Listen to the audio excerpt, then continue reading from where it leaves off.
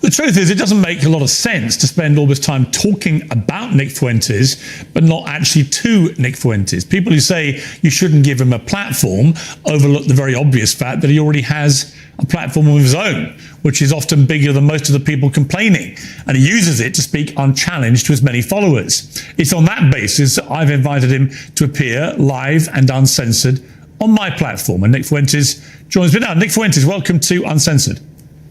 Hi, great to be with you. I don't know you. I don't think we've ever met. You can correct me if that's wrong. I know about you. I know that increasingly people are talking about you in a more mainstream environment than you may be used to. So for those of you who know nothing about Nick Fuentes, I want this to be an opportunity to get to the real person. I don't know who that person is, but I do want to use this opportunity to get there. I've seen you talk as we prepared for this in exchanges with people and on your show, saying you fear it's going to be very hostile, it's going to be an ambush, all those kind of things. I don't intend it to be overtly hostile. I don't intend to ambush you. I intend it to be an examination of what you said on the record, an examination of what you believe or what you say you believe, and an examination of what your rising popularity says about the state of the conservative movement in America. So those are my goals from this interview. What are your goals? Why are you doing it? I thought it'd be interesting. And, you know, you've talked a lot about me on your show over the years, and this is the first time you actually extended the invitation. I think it might be the second, actually. I think we talked about doing it during A24 a few years ago, but you've talked a lot about me with the panel, and now you've extended the invitation to talk to me. And I think it'd be interesting for me to maybe clarify some positions and maybe get to know you a little better as well. So I'm looking forward to it. There is a belief that you have two personas.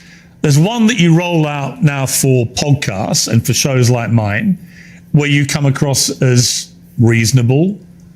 And then there's your show on Rumble, where you often come across as having, you know, a very unreasonable view on things. This is what Coleman Hughes said about you. Nick Fuentes knows exactly what he's doing. He is consciously playing this double game as part of a long-term strategy to become popular enough to take the reins of power, at which point he plans to pivot towards the extreme and unpopular policies that he advocates daily on Rumble. So first of all, what is your response to that?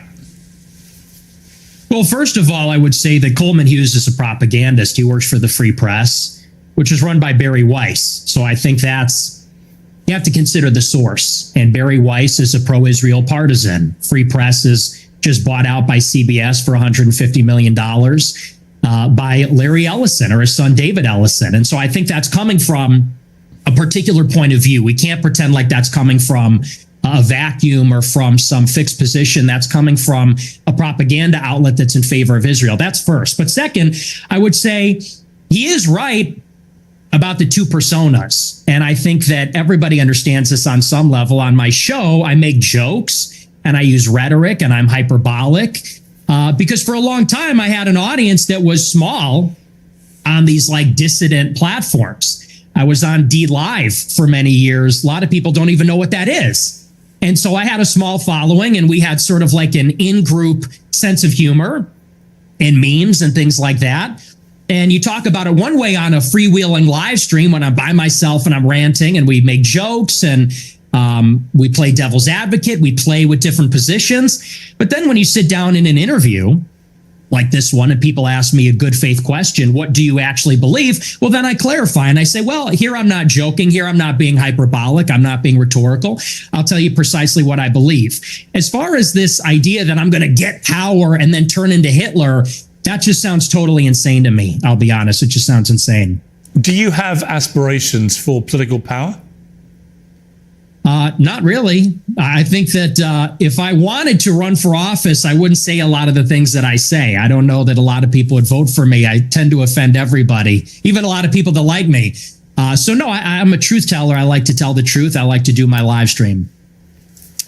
Who is Nick Fuentes? Tell me about your upbringing. I know you grew up in the suburbs of Chicago.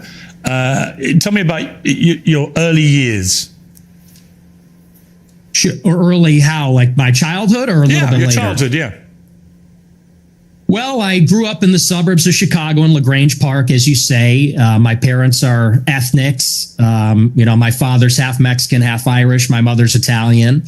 And they both came from a pretty rough upbringing themselves. They both were raised by single mothers, not because of divorce, but because both of their fathers had died. They endured a lot of dysfunction. And I think that's one of the reasons they came together and they related to each other and they wanted to create a normal upbringing for their children. They wanted to have a normal family life. And so they moved out to LaGrange Park away from the city. And they raised me and my sister and really put us first. I think that's a big reason why I tend to have a lot of these family values or Christian values. My mother quit her job and stayed at home to raise us.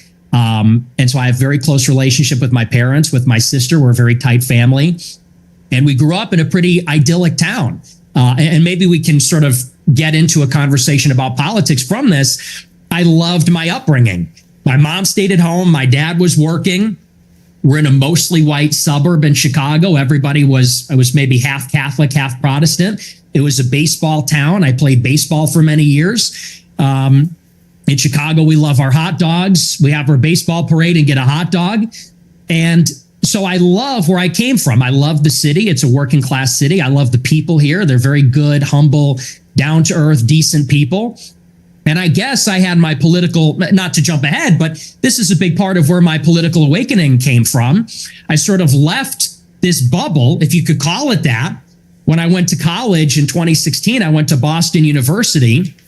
And I read a lot of things online and I realized the country does not look like LaGrange Park. It doesn't look like Western Springs or Hinsdale or Elmhurst. It looks very different. The country's undergoing a radical transformation because of immigration. And so I saw that and I said, this is not really a desirable change. I don't like the south side of Chicago or the west side or LA or certain parts of Boston as much as I like where I came from. And I guess that's what made me an American nationalist. I said, I want to preserve my home and the things that are familiar to me and the things I like about my home, what makes it America. So that's a little bit about my background. I don't know where you want to go with that, but that's kind of where I came from. My first obvious question is, were your parents immigrants to the United States, or were their parents, or were they grandparents? In other words, at some stage, I presume there were immigrants in your family who came to the US. Is that correct? There were. I believe my mother was fourth generation and my father was third generation. So their ancestors came here on my mom's side in the 1860s, I believe, the first wave of Italian immigration. My father's ancestors, I think they came around the turn of the century in 1900. So your view of immigration, and we'll get to the specifics about your views on immigration, are they not affected at all by the fact that if it wasn't for immigration, you wouldn't exist as an American? Well, I would certainly exist, but like you said, maybe not as an American. Certainly that's influenced in some measure. But I think that the kind of immigration that we had for a long time in the country, it's different than the immigration that we have now. And let's just say for openers, it's different immigrants. They're coming from a different place with a different culture, a different religion. It's not the same as it was. So first, you have a qualitative difference. My ancestors, for the most part, I have three European grandparents from Ireland and Italy, one from Mexico. They came from Europe. They came from a society where there's a common ancestry, there's a common religion, common civilization. The people that have come in since 65, since Hart-Celler, they're coming from China, India, the Northern Triangle, Mexico, Venezuela. And so first, they're just different people. Secondly, it's a quantitative difference. There's way more, and it's an unceasing, always increasing wave. For the first 3 or 4 waves of immigration, you would have a major influx of immigrants and then it would stop. And then you'd have another wave and then it would stop. This one, it just keeps going up for 35 years and it's too many. So that's really where I would draw the distinction between maybe where I originate from. I would even just simply call that immigration. What this is an invasion. It's a completely different policy. But you mentioned, can't even call it the same thing. But you mentioned Mexico in that list, and your father is half Mexican. So, yeah, I mean, by your criteria, part of the invasion would include your father, presumably, and his immediate descendants who came from Mexico. Not really true, because when my father's ancestors came here, it was a small fraction of the total immigrants that came from Mexico. I don't believe that we should have zero immigrants forever, or even zero immigrants from non-white countries. But you have to draw the distinction. My father's father, he was here in the 40s and 50s. It was his parents, or I believe either his parents or grandparents, that came here even earlier. Up until 1965, 90% of the immigrants were coming from Europe. I have no problem with that. If we have 10% of them coming from Mexico or Latin America, maybe that's reasonable, but that's not what it is now. Now you've got 10 million illegals in 4 years under Joe Biden, and you got millions more legal immigrants from China, India, Venezuela, El Salvador, and it's so many with no break for assimilation, and they're all from non-white countries. It's transforming what America is. And again, that's the distinction. That's what makes it unacceptable. I always believe everybody is a product of their environment, right? I've interviewed thousands of people. Maybe 3, 4, 5,000 people from all different walks of life. But the one common theme I would say is everyone's a product of their environment. And I was reading some stuff about you in the last few days. There was an episode of your podcast where you talked about your father, Bill Fuentes, and how he wouldn't take the family, including you, to certain restaurants because he believed they were associated with African Americans. We would be deciding where to go to eat, you said. What are we going to do for dinner tonight? It was a running joke. Me and my sister would say Applebee's, and my dad would say we would never eat at Applebee's. Not in a million years should you be caught dead, Fuentes said about Applebee's.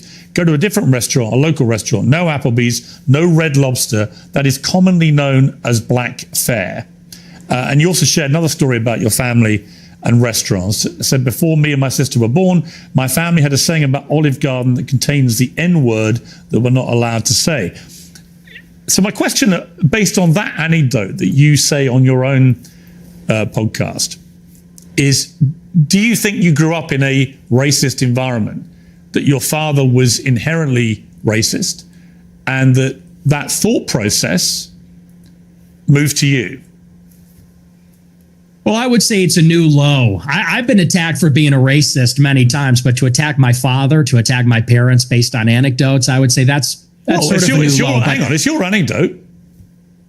Yeah, but he's not here to defend himself. You are. And my parents are. You told the story. And I will. And I'll I'm defend not trying them. to ambush you. As I said at the start, Nick, to be clear. No, it's not an ambush. Nick, to be clear, I think I'm everybody not understands. ambushing you. I'm literally reading an anecdote that you revealed on your podcast. It's you that put it in the public domain. I know. I'm simply asking you whether my assessment of that, which is that your father didn't want to take you to certain restaurants because of what you refer to as, they were commonly known as black fare, whether that attitude to African Americans in that instance permeated to you. It's a reasonable question. Yeah, no, like I said, I think everybody knows what that is, but I'll address it. I'll engage with it, and I'll defend my father from the charge of racism. Sure. No, my parents are not racist, and they've never been racist. I'll tell you about my parents. They used to have a school in Chicago in the South Loop where they instructed people on how to shoot firearms. It was a security school, and most of the clients were black. And I believe actually one of their clients was Larry Hoover's son at one point, sort of a funny story. And so most of their clients would come in from the south side of Chicago. My grandmother, she grew up in the projects in the city. And so my family, being in Chicago, being ethnics, being Italian, Irish, Mexican, in the west side on Taylor Street, all over the city. My family for many generations have lived near and around black people. And look, my views about black people and their views about black people are shaped with experiences with black people. And what they will tell you, what my parents would say if they were here, is that for many, many years, the older generations of black people were very respectful, very humble, very decent. In fact, my grandma used to have an anecdote. She grew up in a lot of dysfunction. Her mother was mentally ill, and they would be having dinner in the projects, and there'd be so much chaos and dysfunction and disagreement and fighting. And she would look across the way out the window at a black family in the other apartment, and they'd be holding hands around the table saying grace. And this is sort of the culture that used to prevail. But now what you have in the city is that there's no accountability. for the black people. And now Chicago has become a complete dump because these teenagers go out and they take over the city. They call them teen takeovers.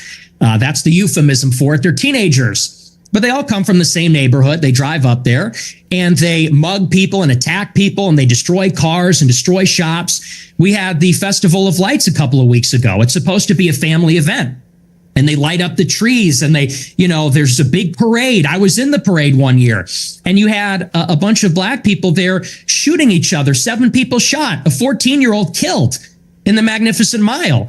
And I know there's a lot of black people that feel the same way about this. They say, we've lost control of the city and we're looking for accountability.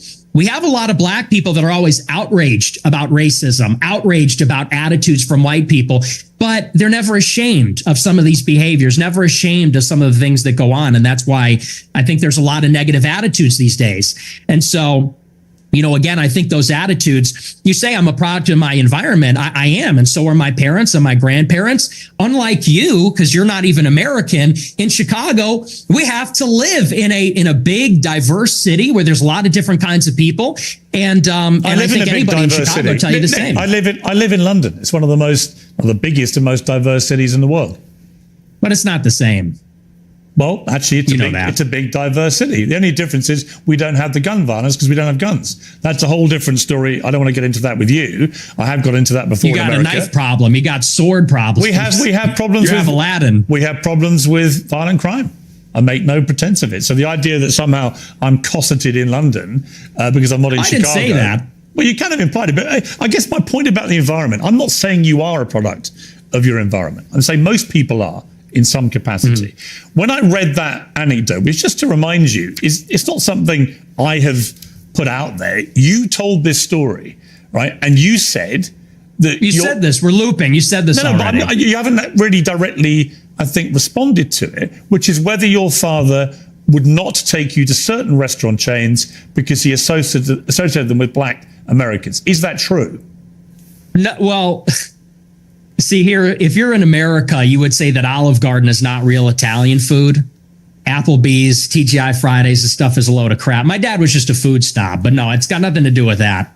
My best friend in first grade was a black guy. We're not a racist family. So okay, so when you told the story, I'm just curious. So when you told that anecdote, which clearly on the face of it is racist, right? You're basically saying your father made racist decisions about where you would go as a family to eat. Are you saying, well, I'm just going to ask you a question. Are you saying that when you told that story, you didn't mean to infer that he was racist? And do you understand why when somebody like me reads that anecdote for the first time, as I did this week, I reach a different conclusion? Well, I understand what you're doing, which is a sort of making of a murderer. How did he become racist? Well, his father didn't eat an Olive Garden because he said that's not real Italian food. Hang on, can I? What's with the interruptions? Can I explain? I'm literally reminding you of something you said on your show, which led me to conclude a certain thing. If I'm wrong, tell me. Yeah, it was said in jest as a humorous anecdote, and now you're trying to spin it into a narrative, which is his parents are racist. He comes from a long line of racists. And I think everybody knows my parents are boomers. Mm-hmm. And these people come, well, you're a boomer, I guess, too, in a way, 60. Right? You were born in what, 19? Yeah. So you're a boomer also. Or maybe you're a Gen Xer. I suppose it's sort of on the cusp. But it's a humorous anecdote. These are kind of the attitudes of baby boomers in society. But you're trying to spin it into a narrative, which is you're a product of your environment. Your dad's racist because of this joke. Now you're a racist. And I don't think that's a fair characterization. Okay. People can make their own minds up. They can go back and listen to you say it. I mean, the beauty of what I'm going to talk to you about in this interview is that almost all of it is just going to be reminding you what you have said and asking you what you meant. Your position about that story is that it was a joke. Okay. I want to come to something else you said. This is where you talk about Jews, women, and blacks. Let's just take a listen. They're always coming up with, no, it's not the Jews. No, it's not women. No, it's not blacks. It's actually really complicated. No, it fucking isn't at all. Jews are running society. Women need to shut the fuck up. Blacks need to be imprisoned for the most part. And we would live in paradise. It's that simple. Okay. Would you like to clarify what you meant there? That's all true. That's 100% true. Everything I said in that clip is true. Including that blacks need to be imprisoned for the most part. Yeah. Yes. But all of them? No, for the most part. What does the most part mean? What percentage of American blacks would you like to see in prison? Whatever the percentages of the murderers. I think it's 1 in 20 black men will commit a murder in their lifetime. So maybe let's say that 5%. Oh, so you're talking about black people who murder people? Yeah. Oh, absolutely. Yeah. But you didn't say that's- that. that's You the just crime said problem. blacks need to be imprisoned for the most part. You didn't clarify that you were talking about black murderers. Right. No, you're right. That's a good addition to that. That's a great point. Do you think it's funny, or I think, yeah, I do. I think it's hilarious. I think it's totally true. do you think a black I think- American would find it funny? You think that blacks should be imprisoned for the most part? Blacks are my biggest fans. I get high fives all the time. They say, Nick Fuentes, I love your show. They agree with me. And you want to know why? Here's the difference. Black people are the most victimized by other black people. You think black people want to live in the hood and the ghetto and get shot all the time? That's what happens in the south side of Chicago. You should come here. I'll take you there. We could go to Garfield Park. My son we could went go to Chicago Inglewood. University for a year, actually, several years ago. Yeah, that's a bubble. That's a bubble. You think you're in Chicago and Hyde Park? You don't know Chicago. Go a little bit west, see what it's like over there. And I'll tell you, black people agree with me because they're tired of it too. And maybe not most of them, but a lot of them agree with what I say about that because they know how it is. That's why the first thing they do when they make a little bit of money is they go and leave to another neighborhood. Okay, so what was They don't stick just remind around. me again, the percentage of black men who commit murder in America. What was the percentage you gave me? It's 1 in 20. 1 in 20. It's 1 in 100. No, it's 1 in 20. No. Less than 1 in 100 black US men commit murder. That's the most up-to-date crime statistics in America. That's not true. I've seen other statistics. They say 1 in have? 20 will eventually commit a murder. So your rate means that you're saying that 5 times as many black men commit murder as the official crime statistics say. Yeah, there's a report, I believe, on X by Data Hazard. I'll have to go and double check that for you. But yes, there's some pretty shocking evidence that says that it's far more alarming than you would think. Okay, but you would accept that the official crime statistics are 1 in 100, or you wouldn't accept that statistic? I don't know. I don't have it in front of me, but I've seen other evidence. Like I said, Data Hazard on X, I believe, produced a report about a year ago. It said 1 in 20. But I mean, whether it's 1 in 20 or 1 in 100, that's a lot of people, Piers. I mean, Sure, this is a lot real of white problem. people commit murder too. Well, they do, don't they? Okay, but it's about proportionality. I mean, white people are 65% of the population, blacks are 13%. And I think anybody would tell you that more black people proportionally commit violent crime than white people, and people vote with their feet. People would rather pay a much higher property tax. Most mass What's with the shootings- interruptions? I'm sorry. Thank you. I appreciate that. You know, you look at in Chicago, in New York, these neighborhoods are so stratified. People would rather pay a high tax rate. They'd rather pay a much higher property value to live in a less diverse, less black neighborhood because they don't want to live around the violence. And I think that when you look at even on the public transit, the subway, the blue line, you know, people don't want to go there because they know who occupies and menaces the public transit. It is these people like Daniel Penny had to deal with. It's people like Irina Zarutska had to deal with. And that's just the uncomfortable reality. You've also said you don't want to live near black people. Let's take a listen to this clip. I'm a new generation of white person. I'm not living around blacks. Sorry. You know, I want white kids, and I don't want my white kids bringing home black people to marry. It's racial for me. And call me racist. Oh, very Christian of you. I don't give a fuck. I mean, it couldn't be clearer, really, unless you want to say that's another of your jokes. But you're basically saying, yeah, I'm a racist, aren't you? Yeah, I'm fine with that. You're fine with saying you're a racist?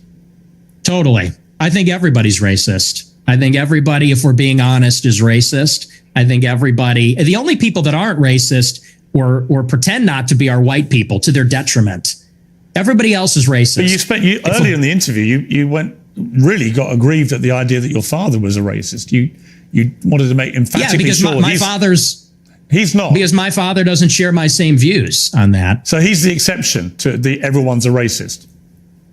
Well, everybody's a little bit racist. You're right. So maybe everybody. The difference is you're attacking my father. You know, he could get fired from his job. I'm not attacking your father. You are. No, I'm not. I don't know your father. And to be clear, I have no knowledge about him at all. Well, then let's leave him out of it. Let's leave him out of it if you don't know him. Hang on, Nick. You put that story into the public domain on your show. I'm simply reminding you of what you told everybody, millions of people, about your father.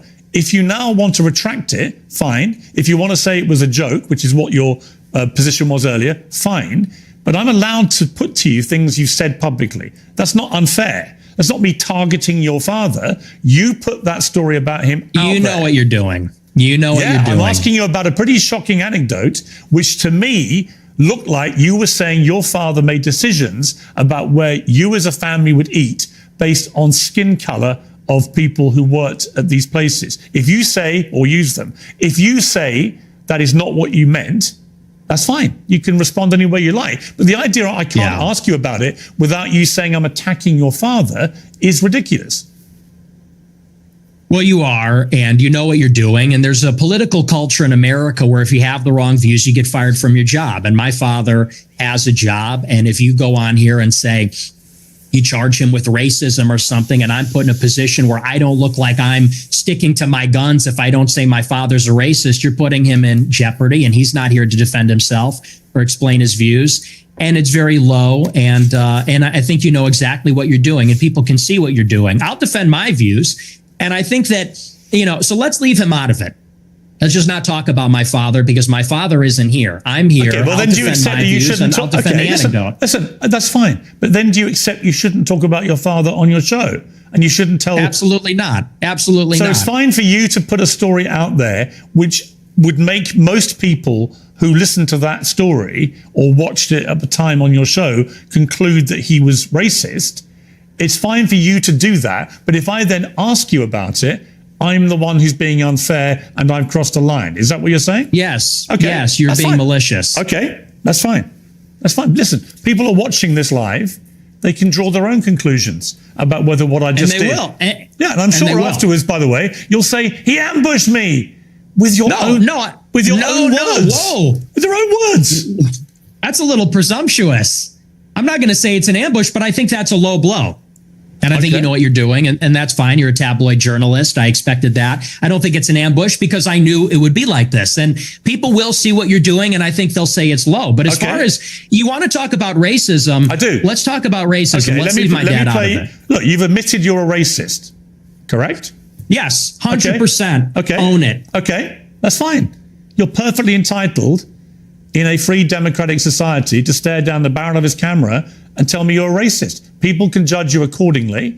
Many people who have assumed that you're a racist will now have heard it from your own lips. That's fine. There you go. That's the point. The point of this interview is to go over the things you've said, which have led people to reach conclusions about you, and to ascertain whether those conclusions are fair and reasonable or not. That's it. Thank I want you. to play you another clip. This is where you talk about why white people are justified in being racist. Let's take a listen to this.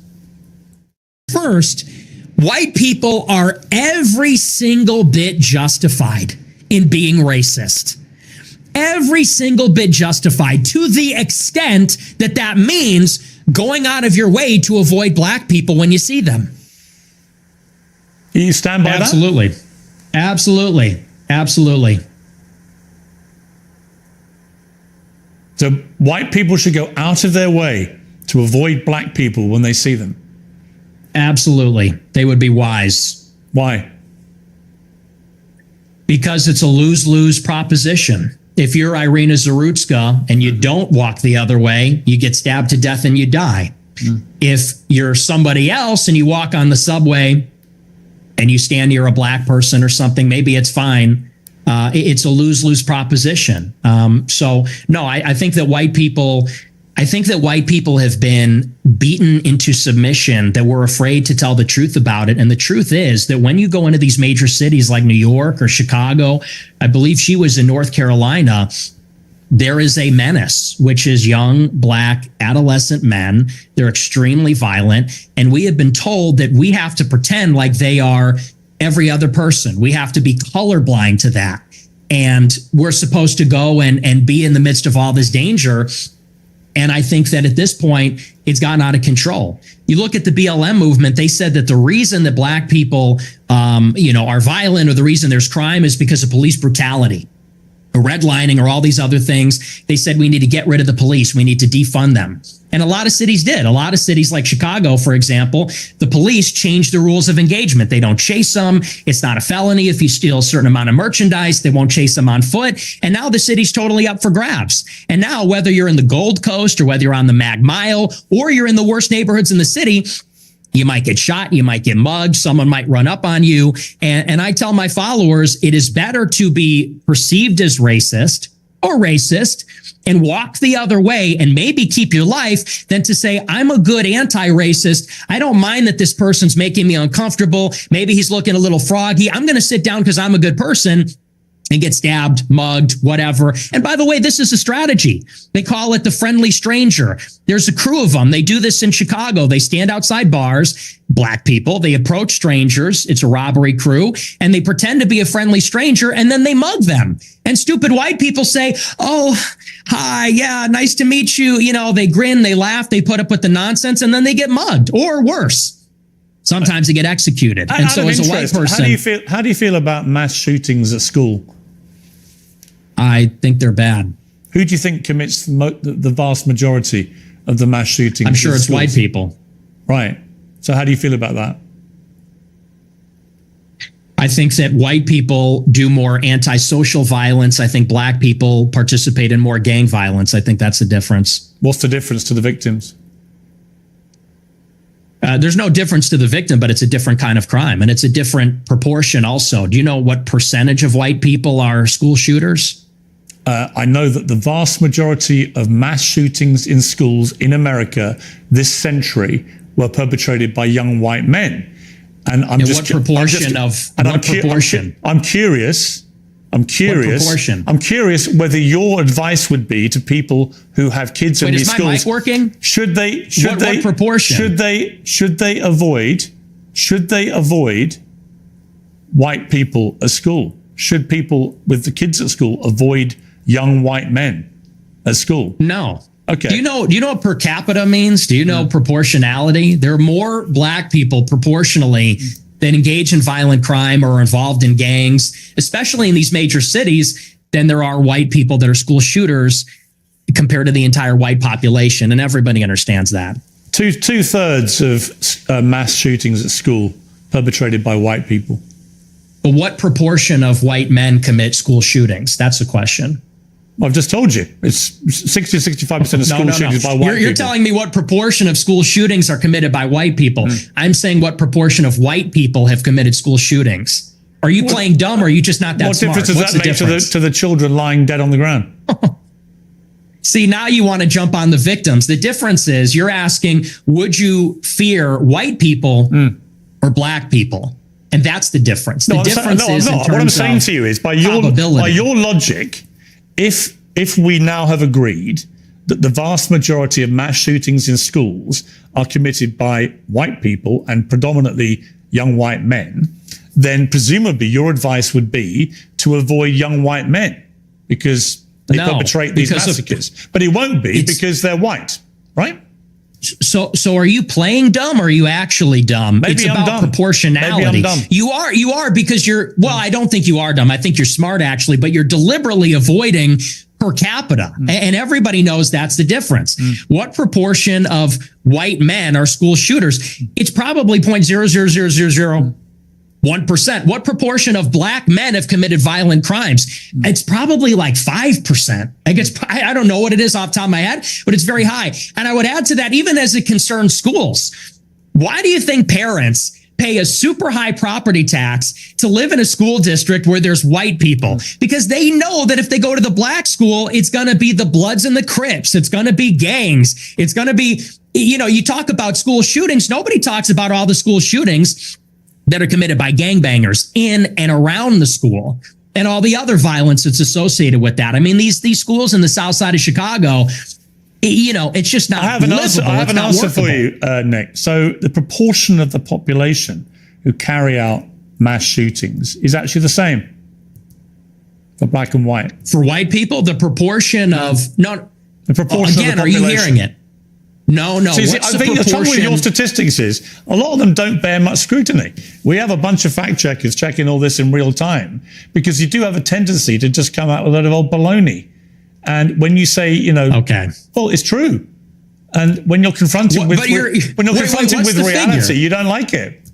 What's the figure? What proportion of white people have committed school shootings? With white people as the denominator and white people that have committed school shootings as the numerator, what's that percentage? For both black and whites, the proportion of the population who carry out mass shootings generally is about the same.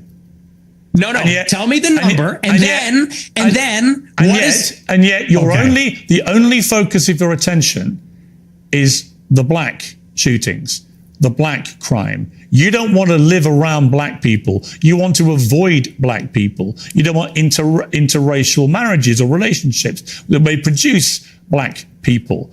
And yet, when I point out to you that there are many parts of crime in America where actually there's a majority of white people that perpetrate them, you don't care. You don't have any interest in that. It doesn't exercise your mind. Maybe because no one's buying this. This argument lost. No one is buying this. Everybody understands per capita, and people can even see what you race ahead and say, well, we're comparing the proportion of white and black school shooters. I said, no, compare the proportion of school shooters that are white versus violent criminals that are black, because that was the basis of the monologue, is that you're very likely, if you encounter black people or a young black man in the city, that you're going to be the victim of a violent crime, of a robbery, a mugging, a car theft, a carjacking, or a murder. That's the difference. And it's about proportionality. And everybody sees past that because we all live in reality. You want to talk about product of your environment. People that live in New York, Chicago, LA, we live in reality. We live in this environment and we see what it's like. And the threat, the danger in terms of probability it's not even comparable. And I would say this to your point.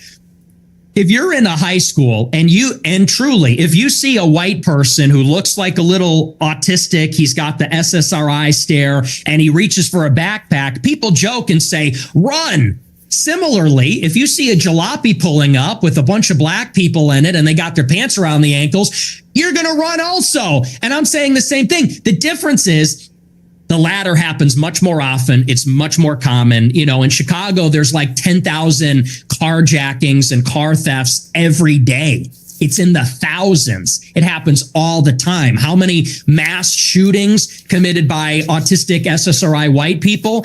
I don't even know. I mean, it's probably in the single digits in the last decade in this city. That's the difference, and everybody knows that. But you're really just trying to carry water for liberal ideology. It's an ideological position. I'm really not. I can absolutely say, yes, there is way too much black on black crime, for example, involving guns in Chicago. And black on white also. Yes, but there is way too much gun violence in Chicago, right? I mean, it's indisputable. I've got no problem saying that. The difference is I don't then lead myself into a thought process where I have to avoid all black people in case they shoot me.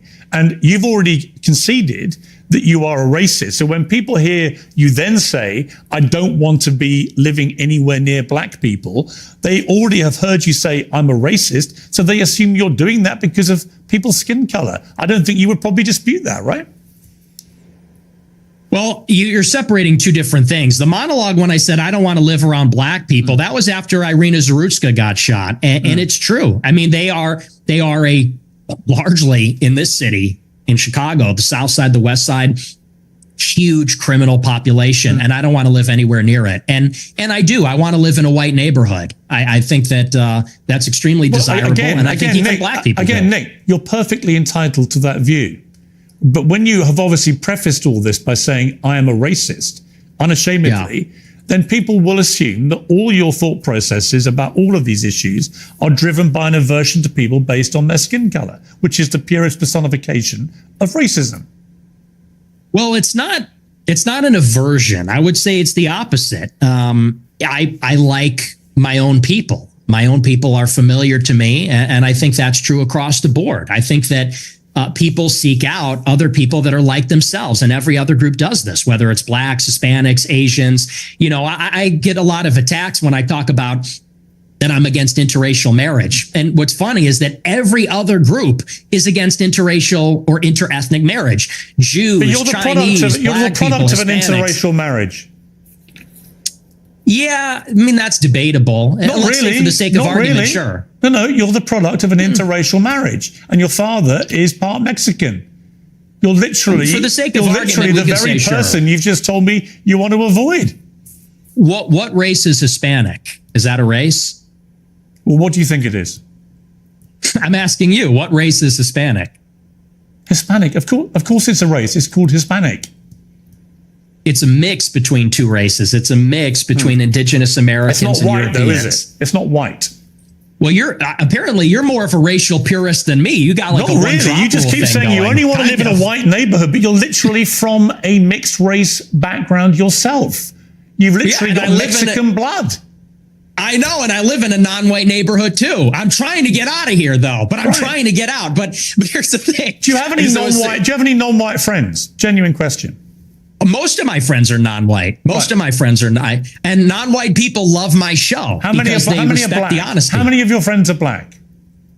Many of them, like at least a dozen. Wow. Ye being one Yeah. who you know, Sneeko being another who you also know. Yeah. So how do they feel when you say you just want to be away from any black people, walk away from them? Well, you know what Ye told me? I'll tell you verbatim what he said. He said, "So you use the N-word?" I said, "Yeah." He goes, "Well, when niggas are being niggas." I said, "So true. That's so true." So What- they what- feel like they're in What does that complete mean? agreement with me. What does that mean? It means that even black people know how black people can behave. Even black people understand it. And they know that it doesn't come from a place of, and you use the word aversion. That's the first thing I'll actually dispute. Okay. It's not an aversion on the basis of skin color, because that would seem to suggest it's like a stubborn, irrational bigotry. I don't consider myself a bigot. I consider myself a racial realist. I'm realistic about how the races are, and I speak provocatively about it. And I speak provocatively about our tribalistic instincts and tendencies as human beings. And I'm not a liberal ideologue that says that over time and with enough education, we're all going to see this great brotherhood where we're colorblind and everybody's the same. You know, I don't think that's ever going away. I think that race is real. It's not just skin deep. It matters to us and it matters to each other. And black people know that, and Hispanics know that, and Asians know that, and people like me that have partial Mexican ancestry, we know that too. And I think on that basis, we can have mutual respect and understanding, not aversion based on skin color. The reason I use the word aversion is you literally said that you should walk the other way if you see black people. That is an aversion to black people based on their skin color. No, that's called economy of information. That's economy of information. That's safety. And I said in the same monologue, if you watch it, it's like, I feel sorry.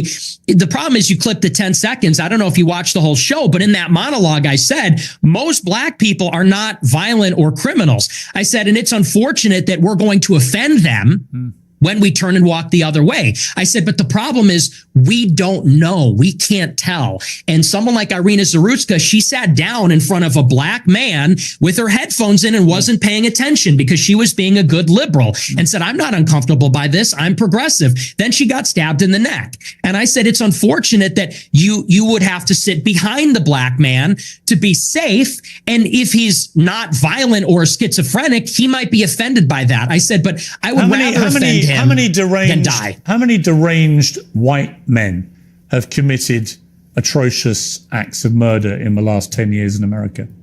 Proportionally, far fewer. But how far many? fewer. How many? Do you know how many?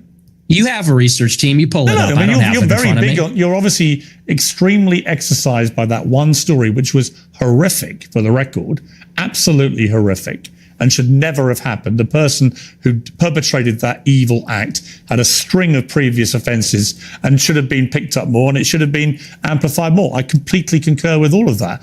But I just suspect you have no idea how many white people have committed similar crimes, do you?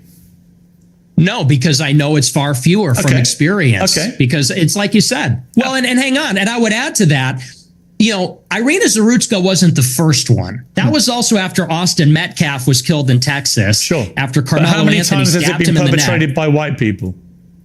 Well, hang on. Let me finish my point. But you're And then not implying that only white did- people don't do this. And my point to you, Nick Okay. Fuentes, is of Yeah. course, Oh, I never said white people of don't do course, it. deranged white people commit heinous acts. But you don't either know. disagreement. You neither know nor care, or maybe both. Maybe you do know but don't care. You only seem to be focused on black people who commit crimes. And again, if you hadn't prefaced the whole debate about racism by openly conceding you are a racist, I could read other connotations into what you've been saying. But once you've said, Okay. I'm a racist, and then you only talk about black crime, I think people can watch this and they can say, yeah, he's a racist. And everything that he says about crime is driven through the prism of being a racist who judges people according to their skin color. Well, it's funny because it's quite on the contrary. And I said this in a similar monologue. You know, the problem is not that I wake up and I walk down the street and I see someone that doesn't look like me and it makes me angry. The problem is there's a pattern of behavior, which we've all seen. Blacks in America have become narcissistic, and they become narcissistic because they've been told they're victims of racism. They're victims of slavery. They've been told really there's no accountability. If they're rude, if they're inconsiderate, if they're criminal, they are told that they have no agency for their actions. They're being told if you act in this way, it's because the white man made you that way. It's because the system's rigged against you. And so we have been telling black people this for a generation, and now there's no rules. Now they go, and what we hate to see as decent people, not even as white people, but decent people, even black people too, what we hate to see is rudeness, obnoxiousness, inconsideration, criminality, violence. And that's that pattern of behavior that we see all over social media, on So the just to body be clear, cam footage, you on don't cops. like black people who play the victim and are rude. Is that your position? I don't like that pattern of behavior. And who are of- narcissists? I see where this is going. Yeah, Are you're you ahead going of to me. turn this around on You're me? ahead of me, aren't you? Because when I said Very it, clever. what black friends have you got? You said, I am kind of black, aren't I? No, not that. You said, Oh, yay I'm not also. saying you. I'm just saying your choice of black friend is Ye, who is arguably the number one black victimhood narcissist in America. Do you understand the problem? So he's No, your friend. He's one of the very few black people you want to be associated Oh. with, but he's the epitome of what you just said you abhor about narcissistic black people. I disagree. I disagree with you, and I'll tell you why. Because Ye, if you've ever met him in real life, I have, yeah. okay, well, then you know he's nothing but polite, considerate. When Actually, I he was met very him- rude to me the last two times I interviewed him. He's Well, he's a supreme narcissist, and he's Well, also. you keep interrupting me. You're very rude. Are you black? I Because you're being very apologize. rude by I interrupting me right apologize now. to you. I'm giving you a hard time, but I look. okay. I You're do not want to giving me a finish hard my time. point. I do want to finish my point about Ye. He is a guy who, when I was with him, wanted to make sure that everybody was heard.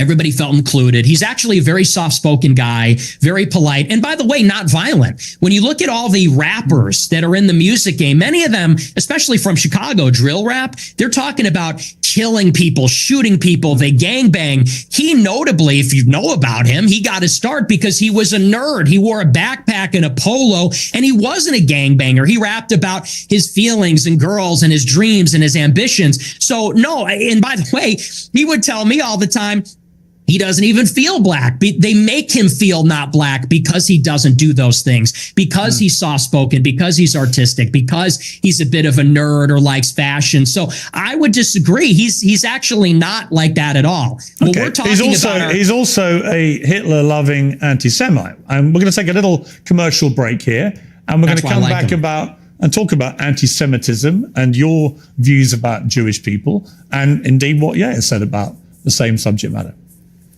Accountability. Okay, back with Nick Fuentes. Let's just turn to anti-Semitism.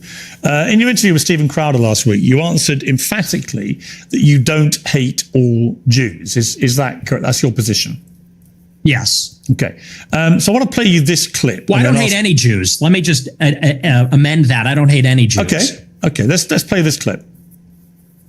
The reason I've had it is because my opposition to world Jewry and Israel is rooted in absolute, uncontestable fact.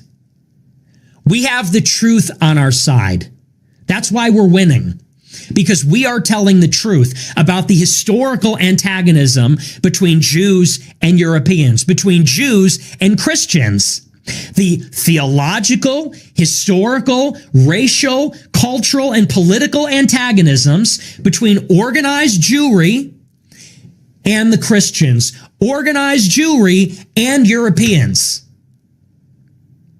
And the reason that we are winning that argument is because it's real. It's true. I can prove it. I can show you. I can name the names. I can show you the paper trail, the money. That is why we're winning. That is why all of this is raising the consciousness. When you say you have this opposition to world Jewry, I mean, it's one thing to criticize, for example, the Israeli government over what it's been doing in Gaza. I've done that myself.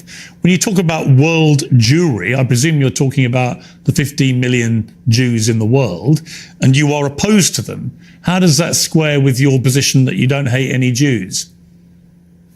Well, do you take issue with my use of the term world Jewry? Well, what do you mean by that? Or do you take issue with it? Do you have a problem with that? Clarify what you mean by it. Well, it's funny you bring that up. The gaslighting's crazy because I use that expression on my show all the time. I say organized Jewry, world Jewry. And do you know that for like 30 years, the World Jewish Congress has an annual keynote called the State of World Jewry? Bari Weiss has given it. You can look it up. It's on YouTube. She gives the State of World Jewry address. But Nick, what do you mean by it? I mean, you have to talk about, there's a concept of Jewish peoplehood. It's the sense that they are part of a common nationality, a common tribe, a common people. And so where they reside in Israel, the United States or Europe or elsewhere, they see each other above or maybe on a different level alongside their nationality, their state, wherever they reside. If they're in Germany, France, the United States, they see themselves as part of a transnational nation, of an international nation. The Jews in America, the Jews in Israel, they identify as Israeli or American, but they also have something in common. They identify as part of a common nation, which I would say there's a world Jewish population. It's world Jewry. And world Jewry has representatives.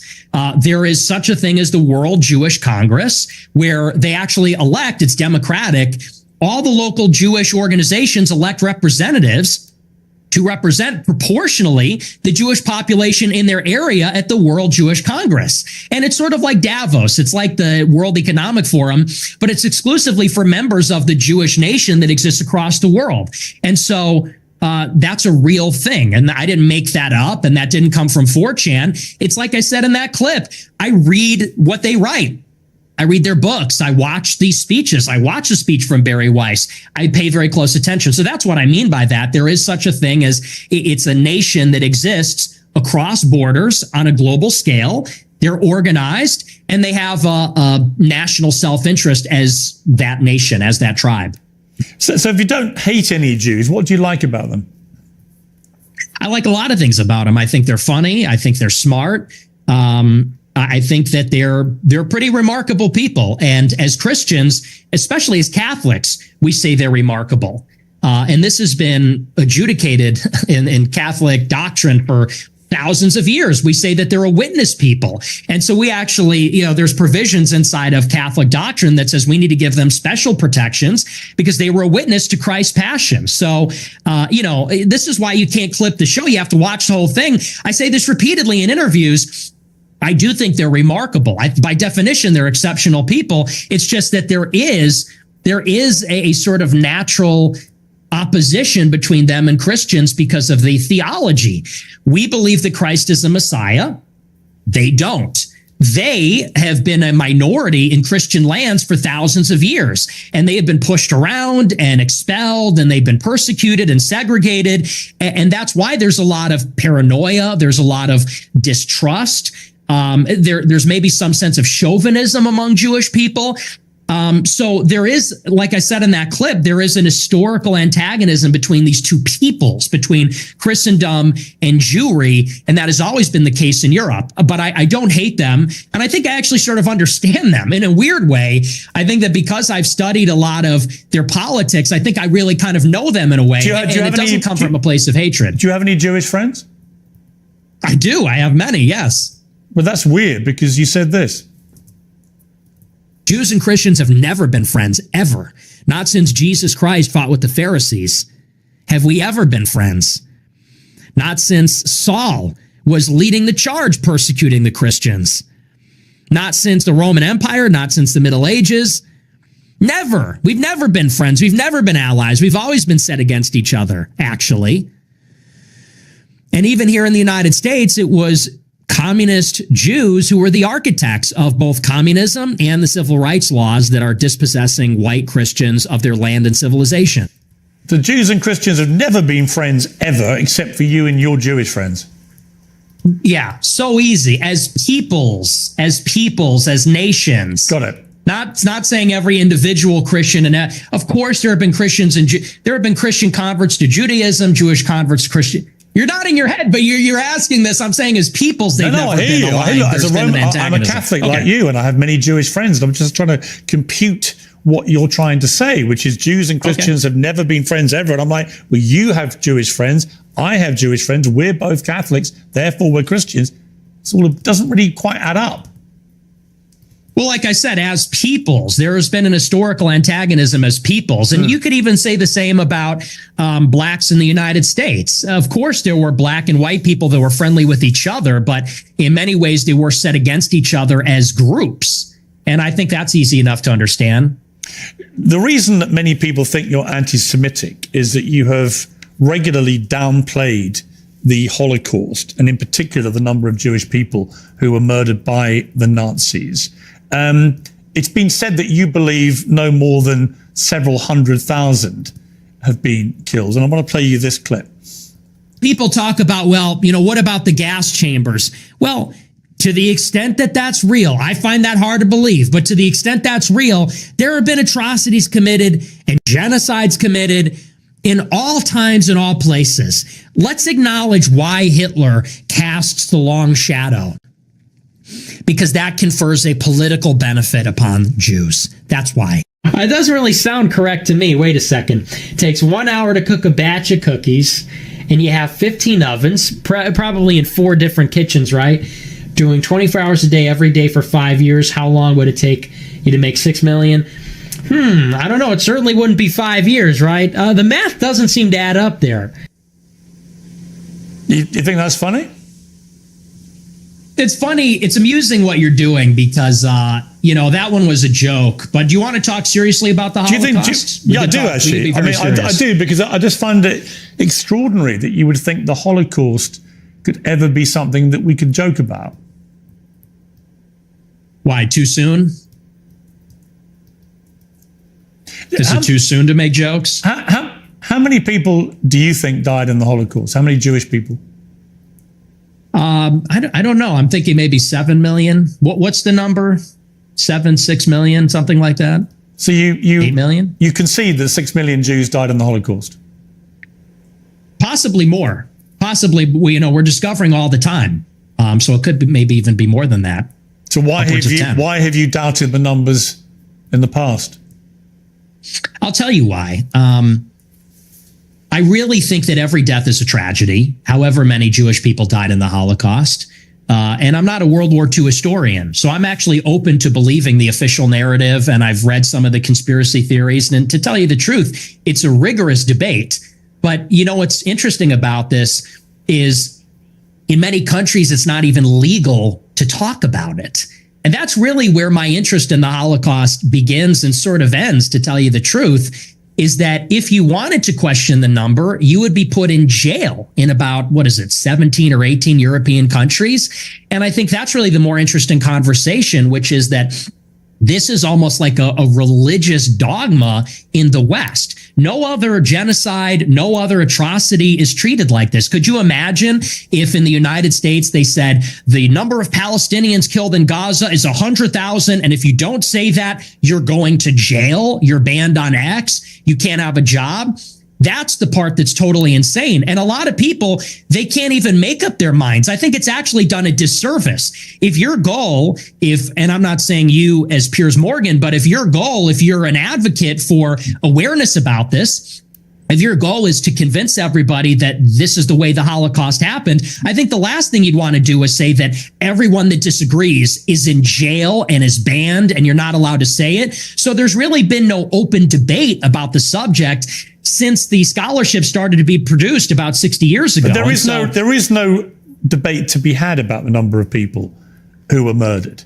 Even the Nazis in the trials after the war confirmed the numbers. The amount of documentation that was recovered, notwithstanding the attempts by the Nazis to destroy it, the amount of documentation that was saved and preserved and used for trials and for historical record is unprecedented in the history of mass slaughter of human beings. So we have a very clear idea of how many people were gassed to death in the gas chambers. We have a very clear idea of how many were starved to death, were kept in ghettos, died of disease, of forced labor, of death marches. We know how many Jews were slaughtered. It's at least 6 million.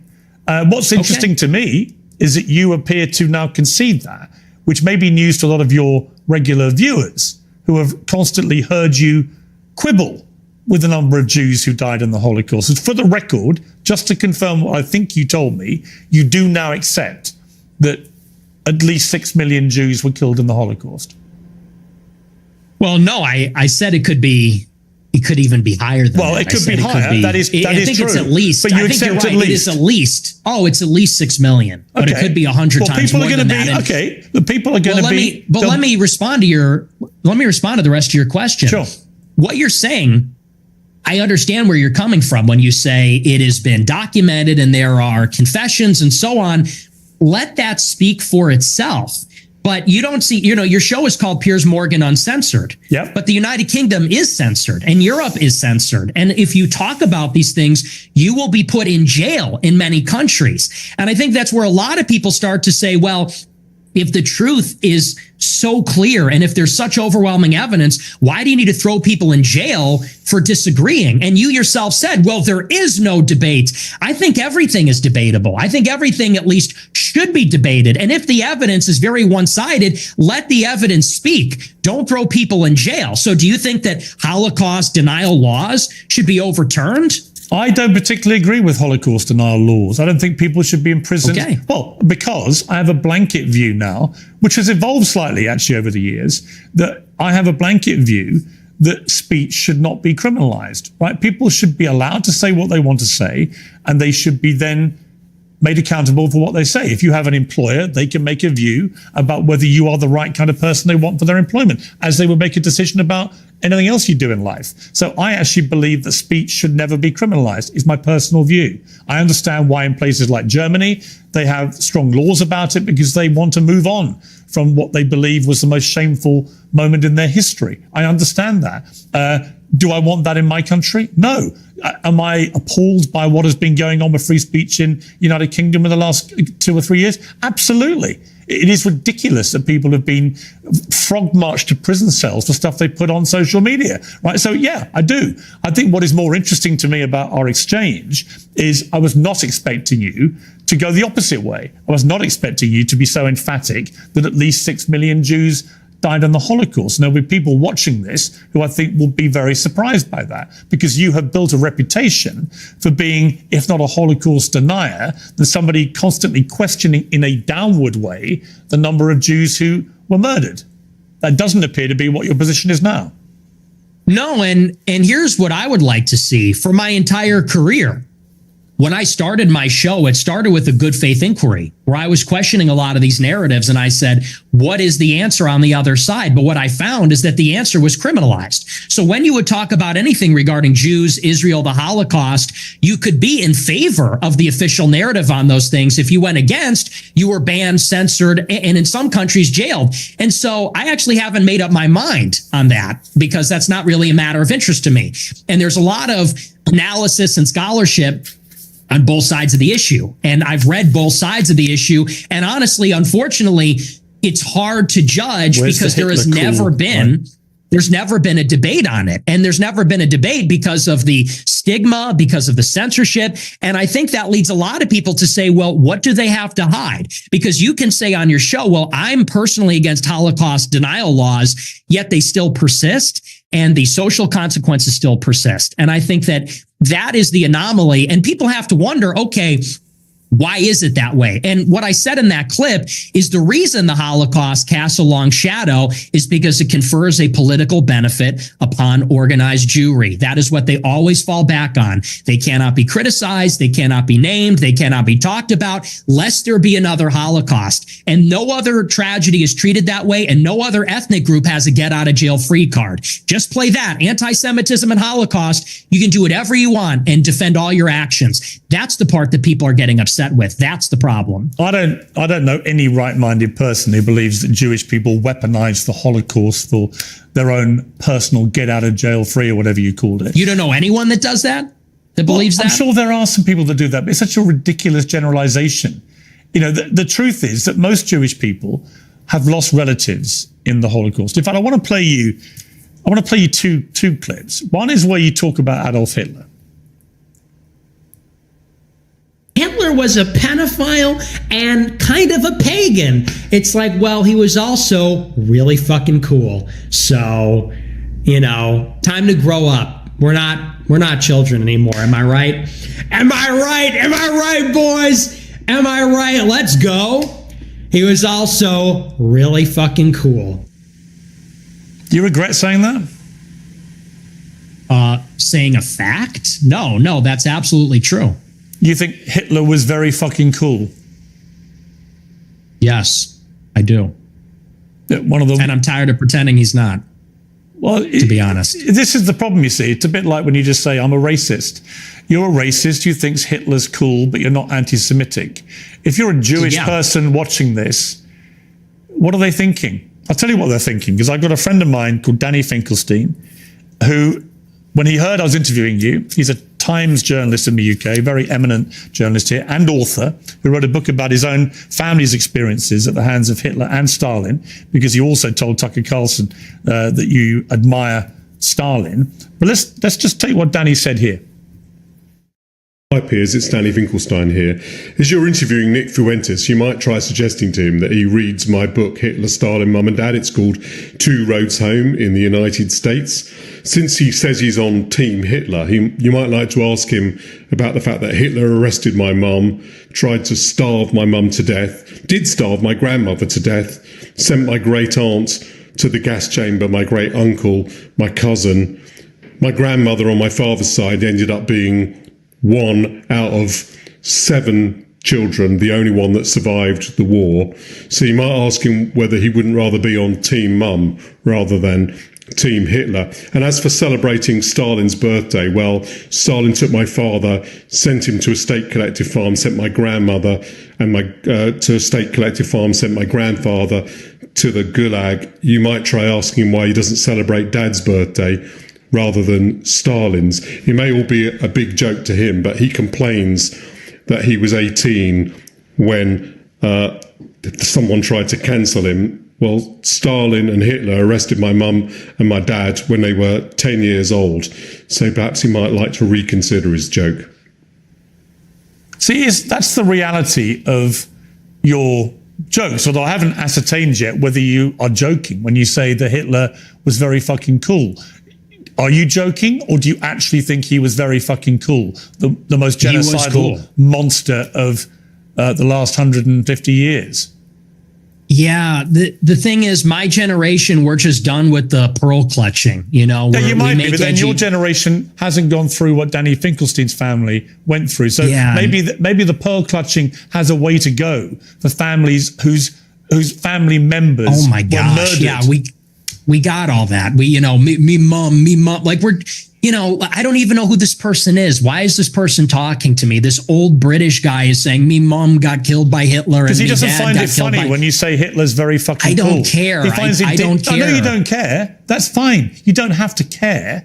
But he does care. Does that guy care about America? Does that guy care about me and my country and my family? No. He The guy cares what you, that's a the prominent problem. conservative in America, has to say about Adolf Hitler. And what do you mean by Hitler is very fucking cool? Because I think he's very fucking a monster. Okay. And that's a clip.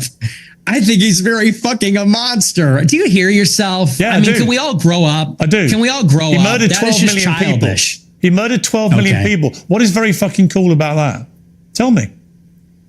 The edits, it's just cool. The uniforms, the parades, it's cool as a guy. You look at World War II and it's fascinating and it's interesting and it's compelling and it's cool. And, you know, we're just tired of saying these kinds of things. We want to talk like real people and give our honest opinions. And then we literally get an old Jewish guy from England who's going to say, oh, that's not very funny, mate. Me mom. And it's like, shut up. Like, you know, no one is in favor of genocide. So let's just get that out of the way. We're not in favor of a Holocaust or genocide. Do you think if half It's your 80 family years had been, ago. you think if half your family had been wiped out by very fucking cool Hitler, you'd still think he was very fucking cool? Or would you think that actually he was a despicable monster who murdered 12 million people, who targeted people because they were disabled or Jewish or Romani Gypsy or whatever it may be, and that he systematically destroyed people, incinerated them in gas chambers? Do you think that you would find it very fucking cool if your family had been through that? Or do you think you would find it very fucking disgusting? And perhaps moderate the number of times you laugh about it, or want to joke about it, or want to abuse someone like Danny Finkelstein, who's written incredibly powerful books about what happened to his extended family at the hands of the Nazis and your other hero, Stalin. See, my point to you, Nick Fuentes, is that in parts of this interview, you try to come across as moderate, but every now and again, the mask slips. And it slipped again here with what you say about Hitler. There's nothing very fucking cool about Hitler. We know that from history now. We know what he did. You've already conceded that he murdered at least 6 million Jews. So when you say he's very fucking cool, Jewish people watch this and go, this guy's disgusting. Why would he say this about someone who perpetrated such an evil? And what's the real answer? Why do you? Is it just for clicks? Is it for money? Is it just for fun? For shits and giggles? What is it? What motivates you to say something like Hitler was very fucking cool?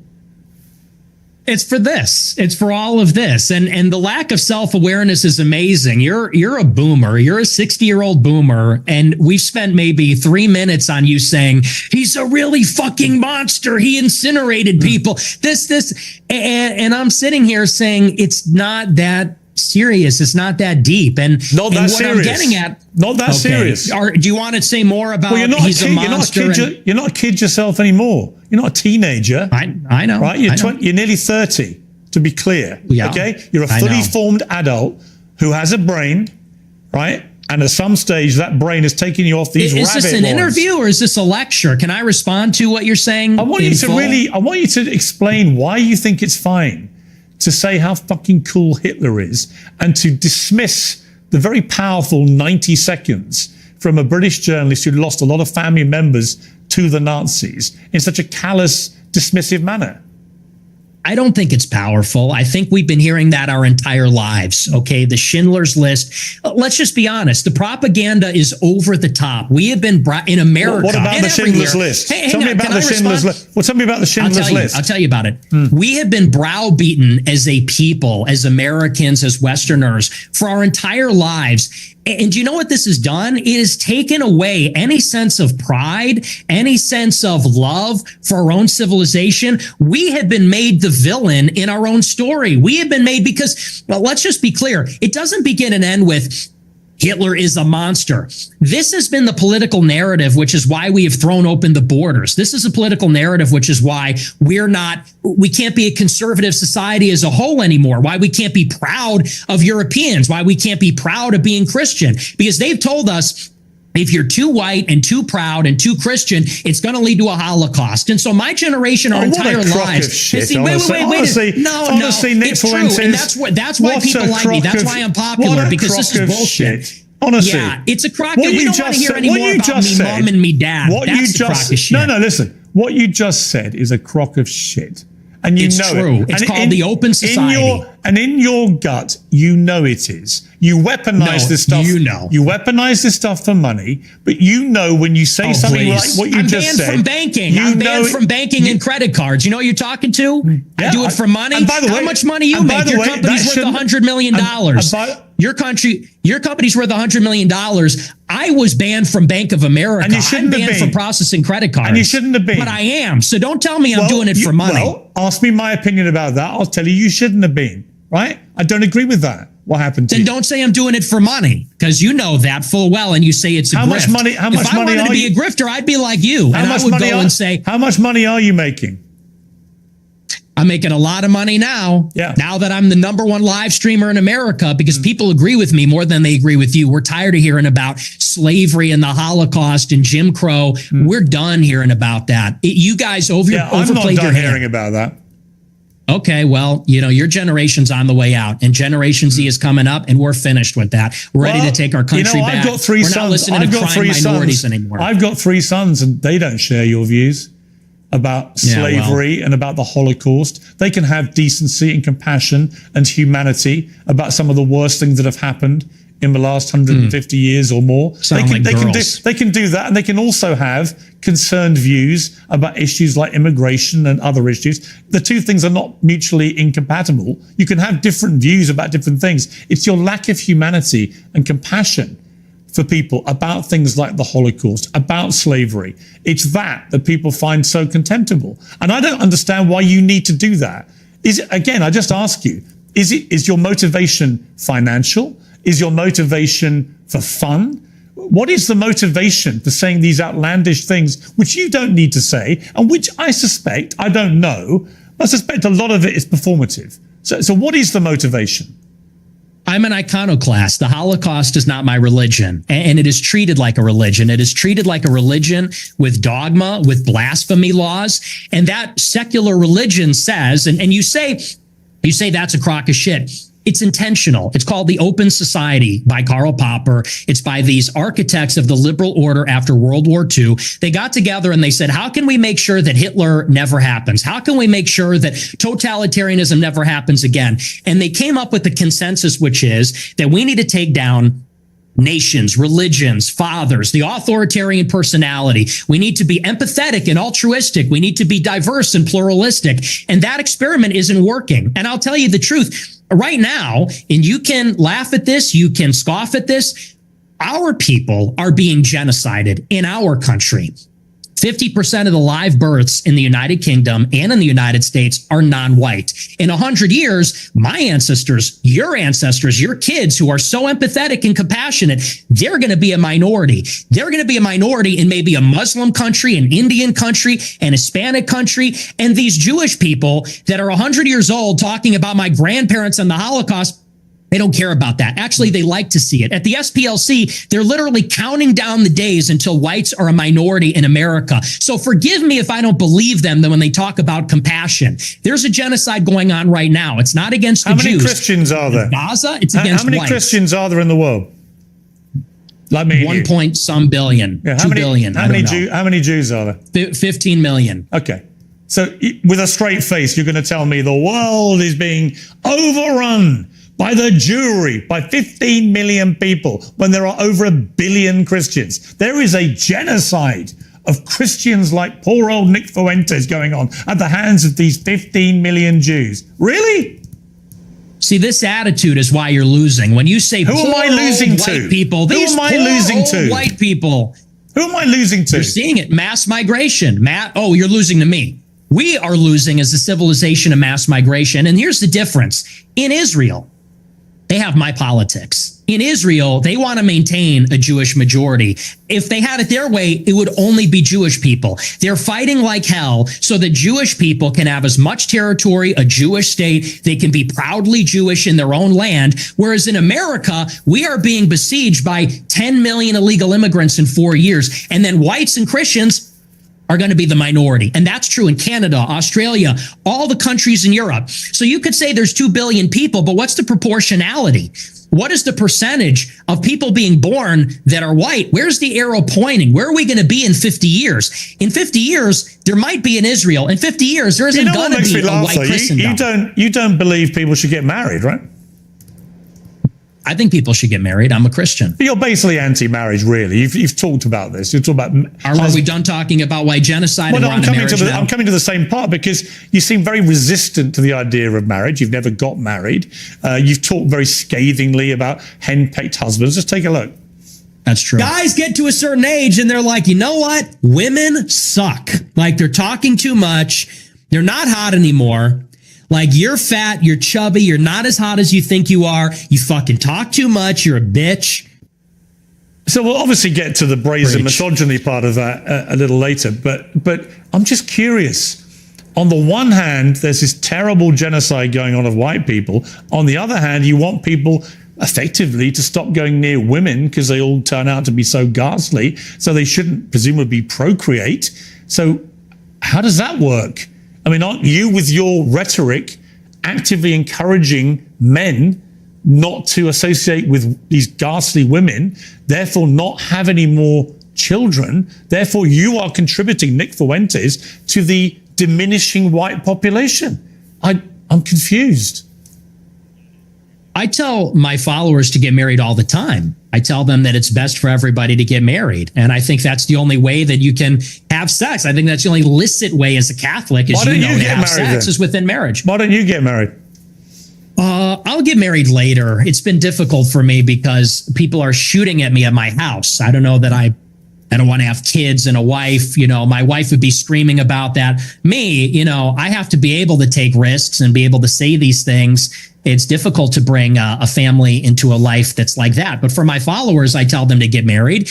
But what's happening with women? You literally just told your followers, well, hang on, in that clip, you literally told followers, women, they get old, they get fat, they get ugly, they get very annoying. So where's the incentive to get married to women? There isn't one. You're actively telling them the opposite. You're extrapolating a lot. Just quoting you back yourself again. No, but you're extrapolating and saying, well, you say women are annoying, so therefore, what's the incentive? We have to do it in spite of the fact that they are annoying. We have to do it in spite of the fact that they talk too much. We can get them to lose weight. We can put them on peptides. We can get them to the promised land, but it's going to be Do you think this view of women may be why none of them want to go near you? Oh, you should see my DMs. It is quite the opposite. They're called the Groybettes, and I'm actually batting them away. Granted, not all of them are attractive. Some of them are attractive. Are you actually? Just to clear up one of the many theories about you, I've no idea what the answer is, and you haven't got to answer. But are you actually attracted to women? I am attracted to women. You're not gay? No.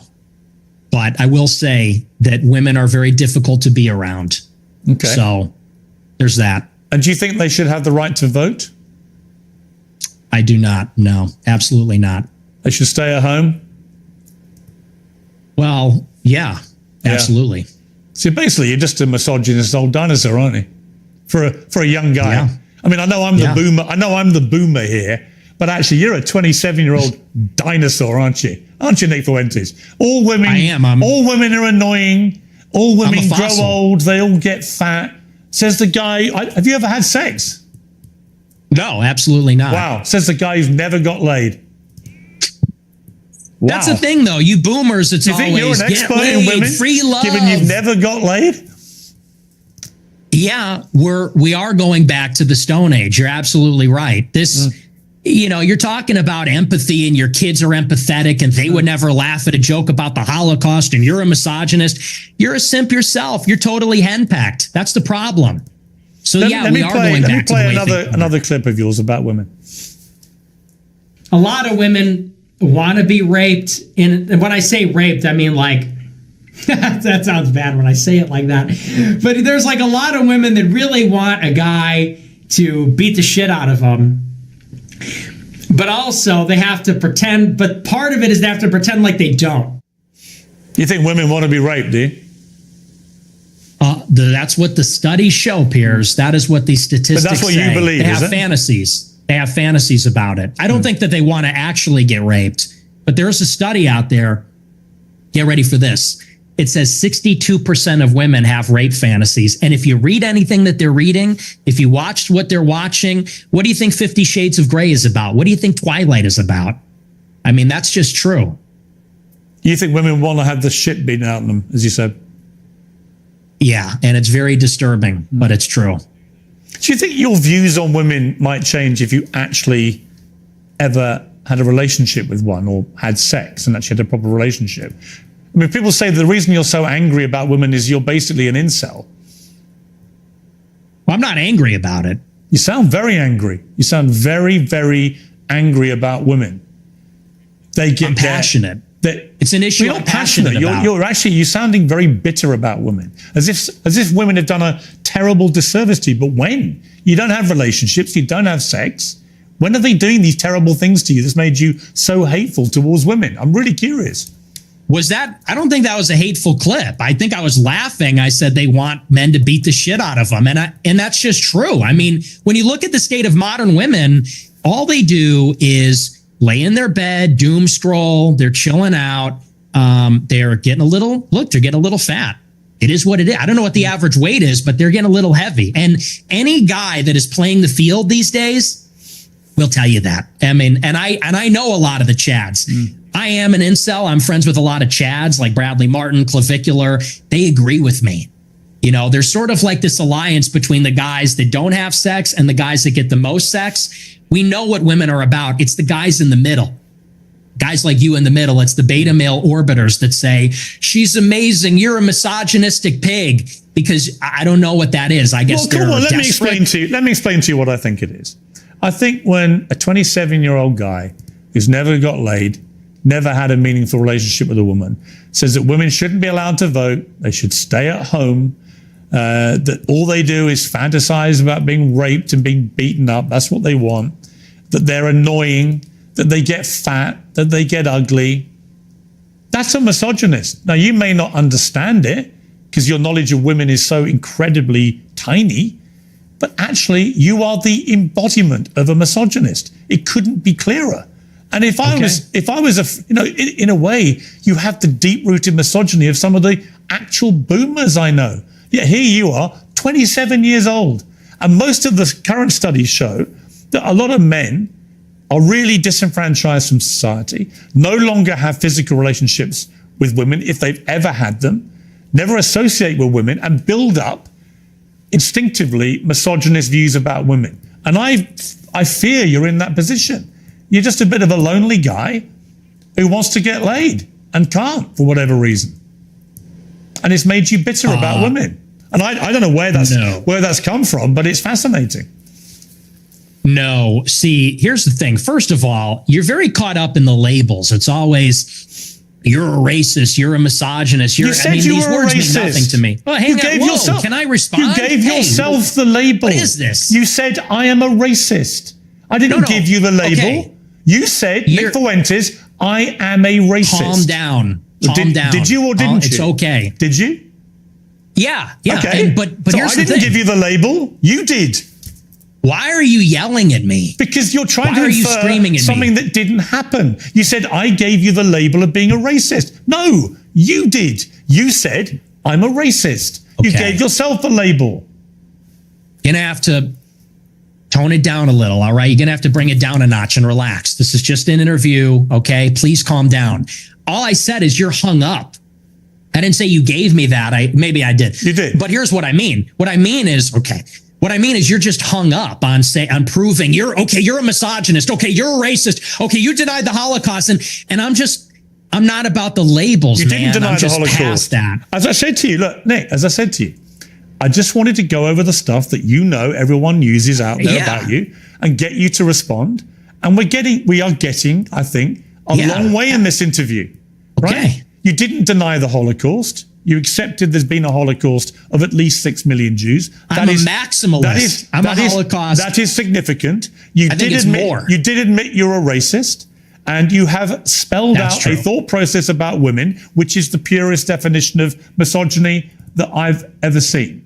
And you said you're not gay. So we're getting somewhere.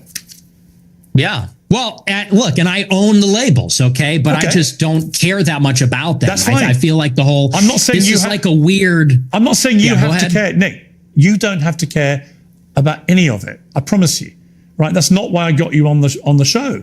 I wanted to give you a fair crack, which I think I had. We've gone over a lot of stuff. We've got a bit more to go on. I genuinely don't think I've ambushed you with anything you couldn't have been expecting. No. I don't think I've been not at overtly all. hostile. In fact, when you've asked me to calm down, I've calmed down. I don't want to have a hostile, angry, shouty match with you. I simply want you to spell out exactly what you've meant about all these things, and people can then be the judge of them. So let's take another break, and we'll come back and talk about Donald Trump, Tucker Carlson, Candace Owens, and others.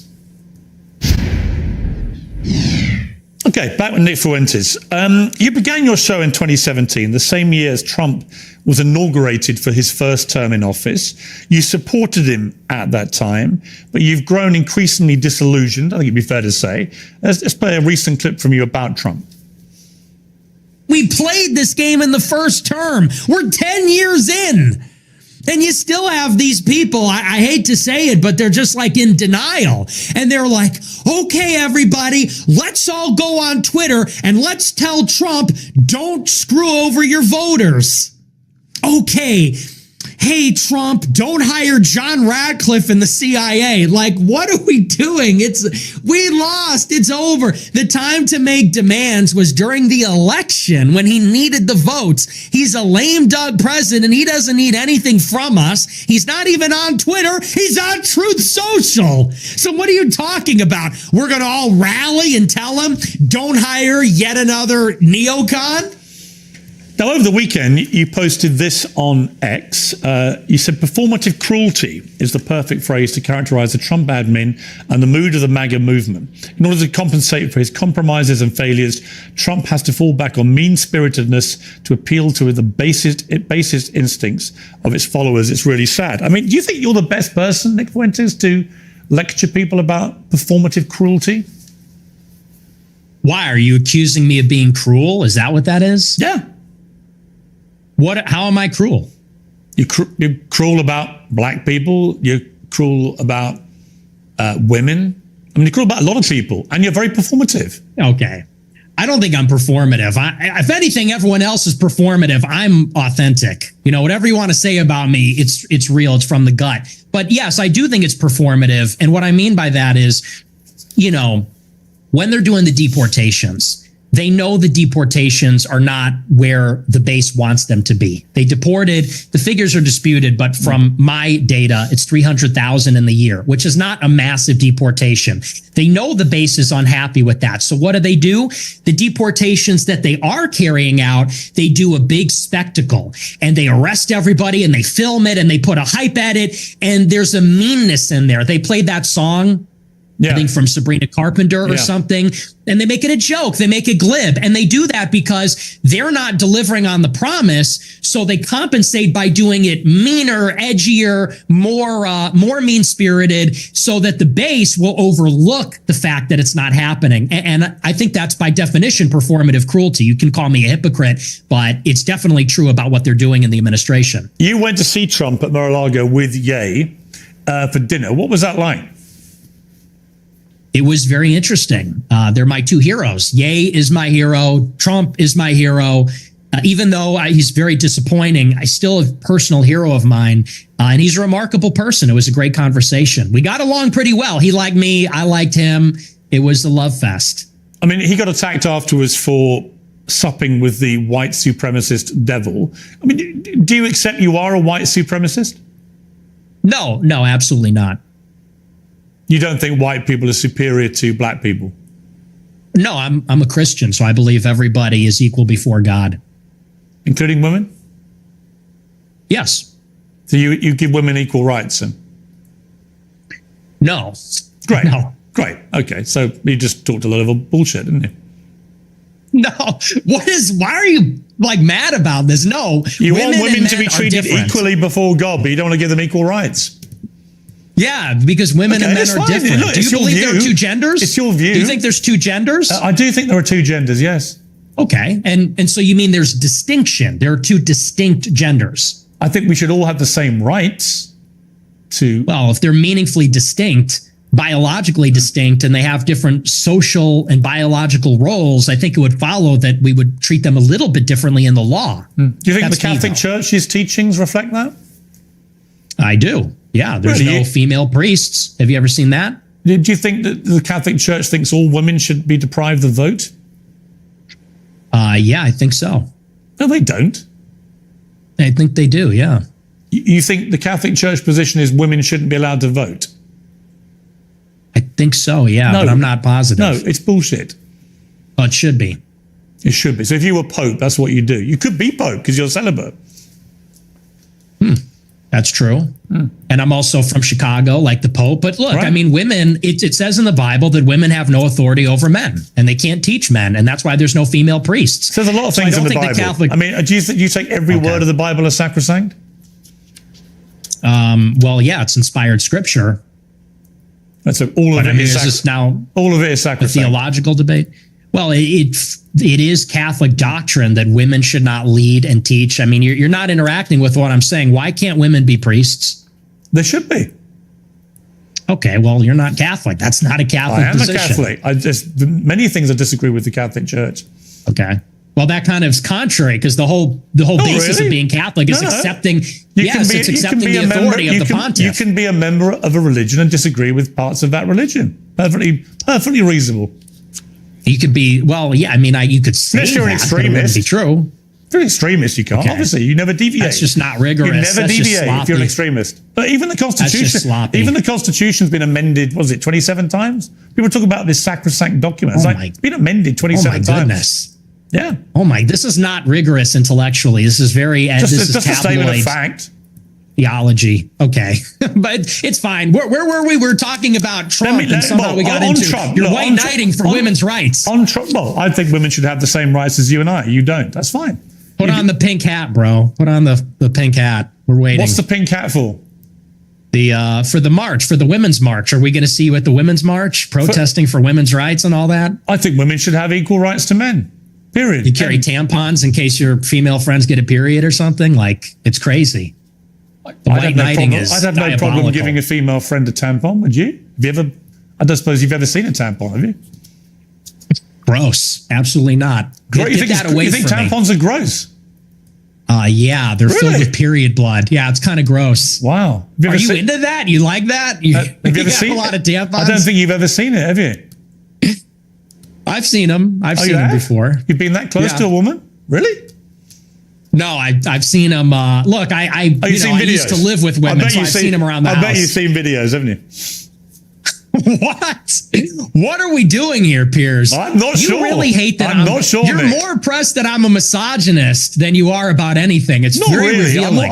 I'm actually more exercised about your blatant, self-admitted racism than I'm about I see. anything. But the misogyny runs a close second. Let me ask you about Tucker Carlson, because you had a long sit down with Tucker Carlson, in which he was oddly, I like Tucker. We got on well. I was with him last week in London, but he gave me a harder time than he gives you. And then afterwards, he was more critical. And then you said this about Tucker. He's a handler. He handles people. That's what he does. He's a fucking liar and a handler. He goes around telling people, I don't know anything. I don't know. Oh, I know nothing. I don't even have a phone. I am just a clueless tourist. I just travel to all these countries and, you know, I don't trust him. And I don't care, you know, maybe that alienates me from people in the conservative movement. I don't care. I'm not going to be a part of it. I'm not going to be a party to whatever that is. Whatever that CIA bullshit is, I'm not going to be a part of it. So, you know, now that I've heard enough from Tucker and I've heard enough from other people and I've seen enough, this guy's not who he says he is. Not an ally. Stay the fuck away from me. You're weird, dude. You're weird. See, what would have been great is if you'd said that to him when you were sitting opposite him. Well, when I was sitting opposite him at the dinner and in the interview, he was nothing but nice. He was very nice to me and very cordial, and he didn't call me an anti-Semite, and he didn't even press me on it at all. And I thought he would, and I almost wanted him to. He was nothing but nice, and we had a great time. We had a really great dinner, really great interview, and I felt really good about it. And the next week on my show, I said, he really surprised me. He's great. And then every interview he's done since, all he does is call me an anti-Semite. He goes, well, I hate his anti-Semitism, and, I wonder why people like him. And so I just think that's two-faced. So after that experience, it kind of turned me off. I didn't like that, but he's going to do what he's going to do. He's still a nice guy, but I think he's two-faced. What about Candace Owens? You had a sit down with her.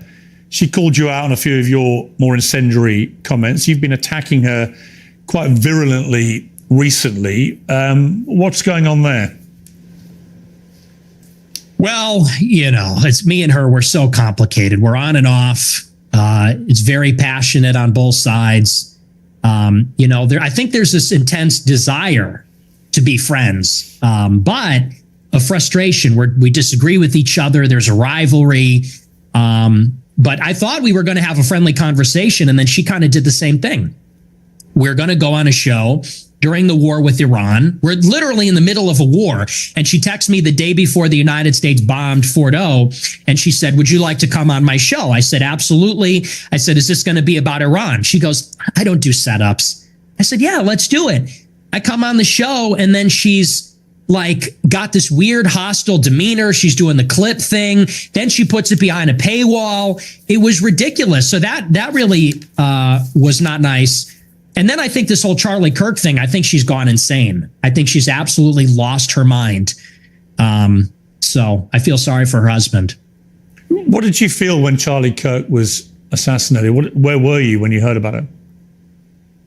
I was at my house, and a friend of mine who was actually at the event texted me and said, Charlie got shot. I said, who? He said, Charlie Kirk. I said, oh my gosh, that's terrible. And honestly, it was devastating. I didn't like Charlie Kirk at all, and we had an intense rivalry, and he hated me. But honest to God, I was devastated. I was emotionally affected by it. I didn't even do a show that night because I was beside myself. So it was rough. I mean, it was hard to watch. When you say you were beside yourself, I mean, you hated him. I don't hate anybody. I didn't hate him, but I really didn't like him. I intensely disliked him, and I didn't agree with him. He called you vermin, didn't he? He did. Yeah, he hated me also. But you were still beside yourself when you heard what happened to him. I was. I thought it was disgusting what was done to him, and it was tragic, and it was horrifying. Do you fear an attack like that on yourself? Have you upped your own security because of this? Because your profile's got exponentially higher since what happened to Charlie Kirk. I have increased my security, but something similar like that happened to me. Someone came to my house with a gun about a year ago, almost exactly, trying to kill me, and he was shot and killed in my alleyway. So I've had increased security for a while. It's a bad time out there, and I do believe it was a left-wing person that killed him. I think it was a left-wing person that tried to kill me. So yeah, I take it very seriously. Elon Musk said on his X platform that you're a Fed. You're a paid up hire of the government. Is that true? No. 100. You've never worked for the government in any capacity. I've never talked to federal law enforcement. And actually, I've testified to that fact under oath when I was subpoenaed by the Congress. People leave that part out. But I got subpoenaed, I think, in January 2022, I think it was. And I was deposed by the subcommittee, the House Select Subcommittee on January 6th. And they asked me, did you speak with any federal law enforcement? And under oath, I said, no, I've never had contact with them. I've never turned over devices. So no, absolutely not. There's been footage that's come out again this week. This is you at the January the 6th riots. Let's take a look. It appears we are taking the Capitol back.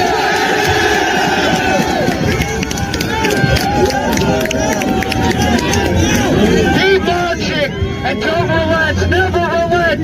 Break down the barriers and disregard the police. This Capitol belongs to us. The police are evacuating the Capitol.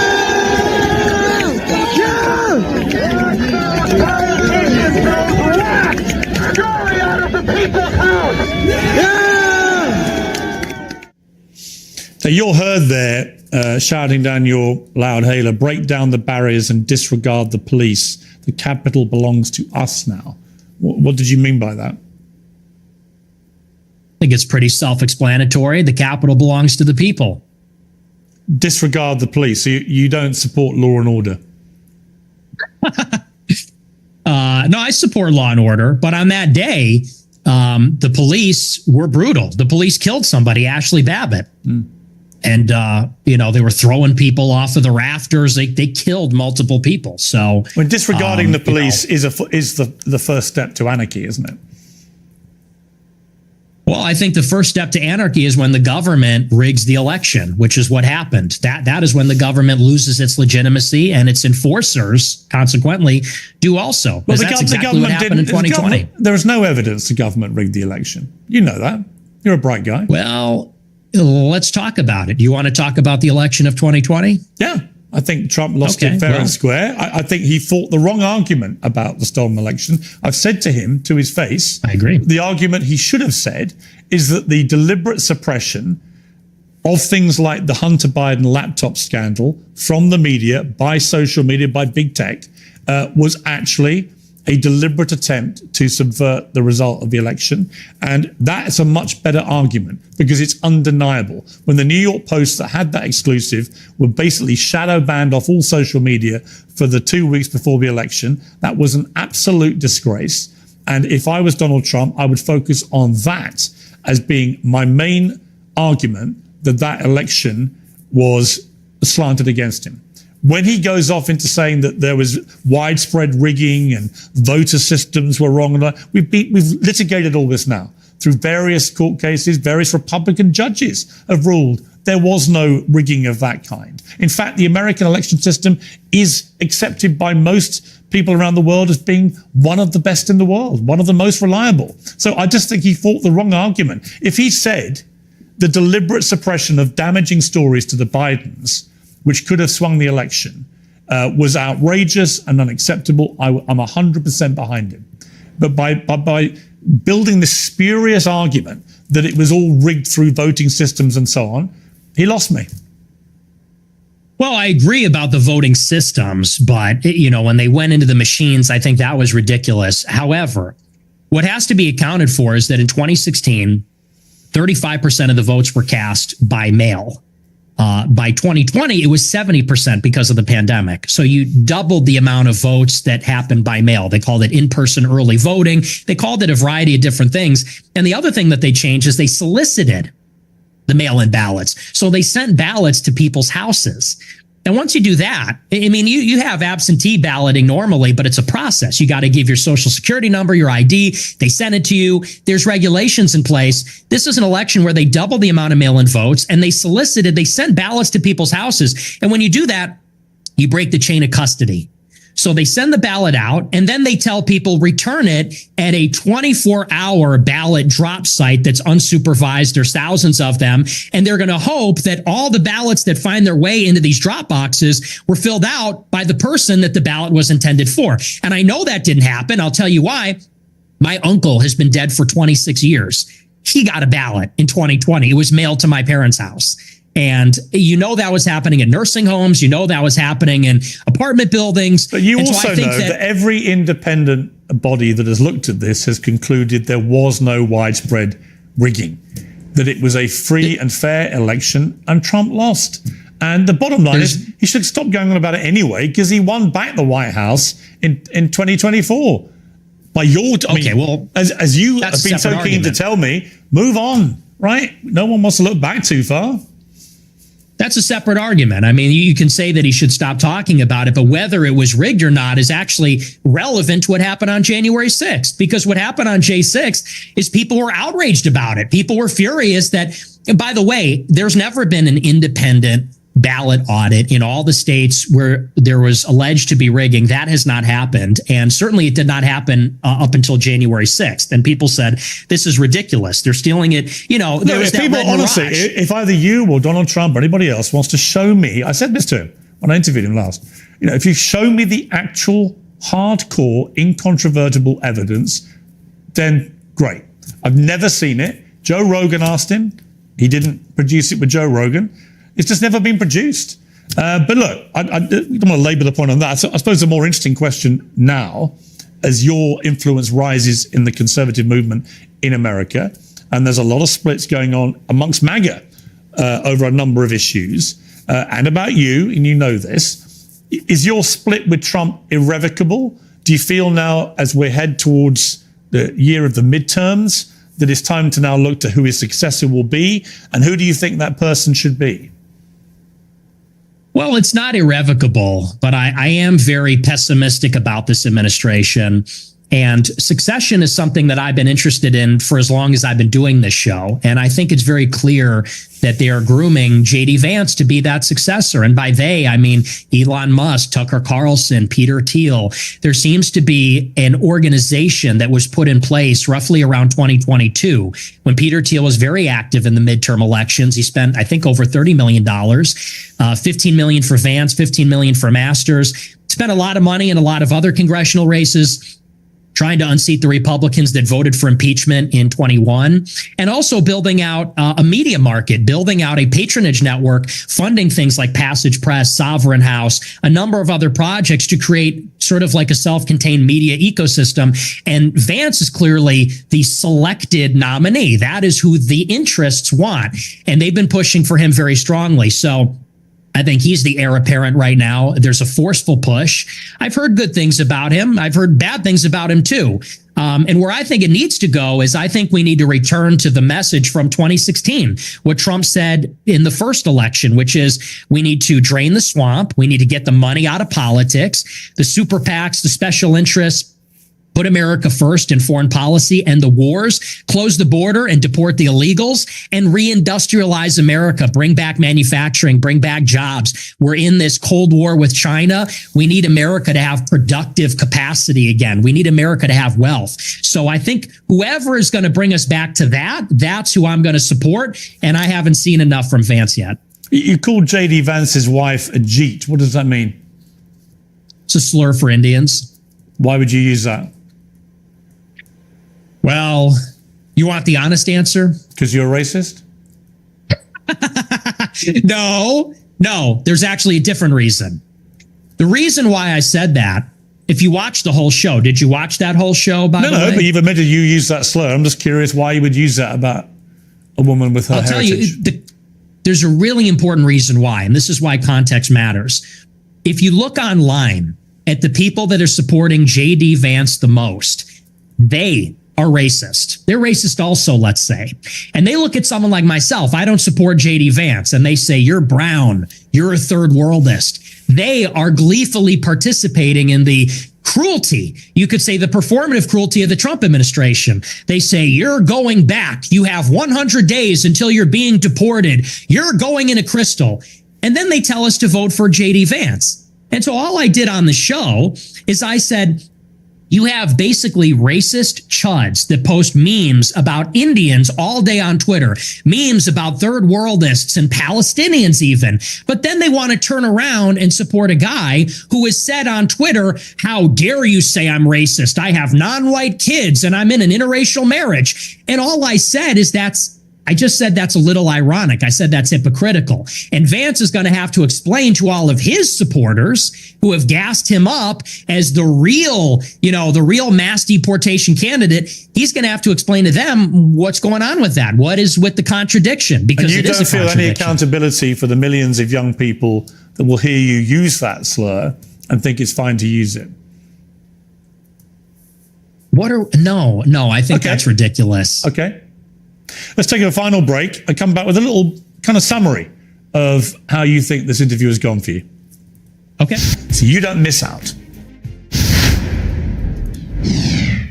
Okay, Nick Fuentes, we've been talking for nearly 2 hours. What is your view of how the interview has gone? I think it was great. Honestly, I think it was a tough interview. You're a tough interviewer. But I don't think there were surprises. I will not say it was an ambush because it wasn't. I sort of anticipated that you would make some choices about how you wanted it to go, and I was fine with it. So I thought it was terrific. As a Catholic, you're probably aware the Jerusalem Post has recently called on the Pope to openly condemn you. Would it matter to you if the Pope did? He's an American Pope, obviously. It would be very disheartening, yes. Why? Because he's our spiritual leader. He's the head of the church. He's the vicar of Christ. So if he condemned me, that would be very disheartening. And it would depend upon what he would say exactly. But yeah, I wouldn't like that. I wouldn't like that If at he all. condemned you because you've openly admitted to being a racist on this show? Oh, you know, this racist, I would be disappointed if he said that, because I think that word racist, it means something different to everybody. And so I think that's just silly. I think that's just semantic. Have you ever been in love in your life? No, like romantically, no, Yeah, never. no. Do you think that's part of the problem? What's the problem? Why you are the way you are? Oh, and what's the way I am? What are you trying to say? I've given people 2 hours of the way you are. You're unashamed about a lot of it. I don't think I have a problem. I think I'm cheerful, boisterous. Look, unlike you, I'm willing to be a little well, I guess you're willing to be provocative, but I'm willing to be very provocative, and I'm a free thinker. And I don't like to be tone policed. I don't like to be told about, you know, people are going to tone police and play moral cop about you can't make this joke or you can't make this statement. And I think that's just about being intellectually open. I'm a believer in openness, and I like ideas. I completely agree. I think you should be perfectly free to express yourself exactly how you see fit. My problem is how you see fit with some of the things that you say. And we've been through a lot of them. And I think people who don't know you very well will have been shocked in parts and surprised in other parts. But in totality, they can see you for what you are. I think we've got a lot nearer to what the real Nick Fuentes is in the last 2 hours than we probably have seen from your other recent interviews. Would you agree? No, I mean, the clip thing, we've done the clip thing. We've all seen the clip show. Everyone's seen the clips. You think you're the first one to do the ADL rap sheet. So here you said this, and then here you said that. I've been playing that game for 10 years. So this is honestly more of the same, to tell you the truth. Nick Fuentes, I appreciate you coming on Uncensored. Thank you very much. Thank you for having me. Well, my thanks to Nick Fuentes, and my thanks to the hundreds of thousands of you watching.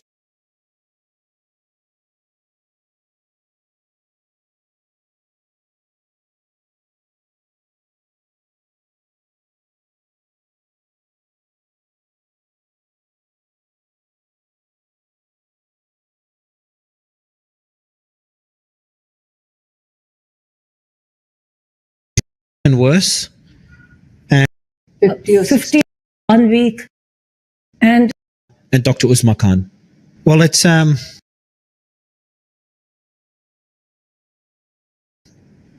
like every time, Alima, every time we speak, to be honest, things seem to get worse and worse. And today is no different. The last few days have been a roller coaster for you and your family, and for the Prime Minister and all his followers. Dr. Uzma, you visited the Prime Minister a few days ago. So maybe we can start by you telling us and everyone listening, what was that meeting like? What did you guys discuss, and how is his condition?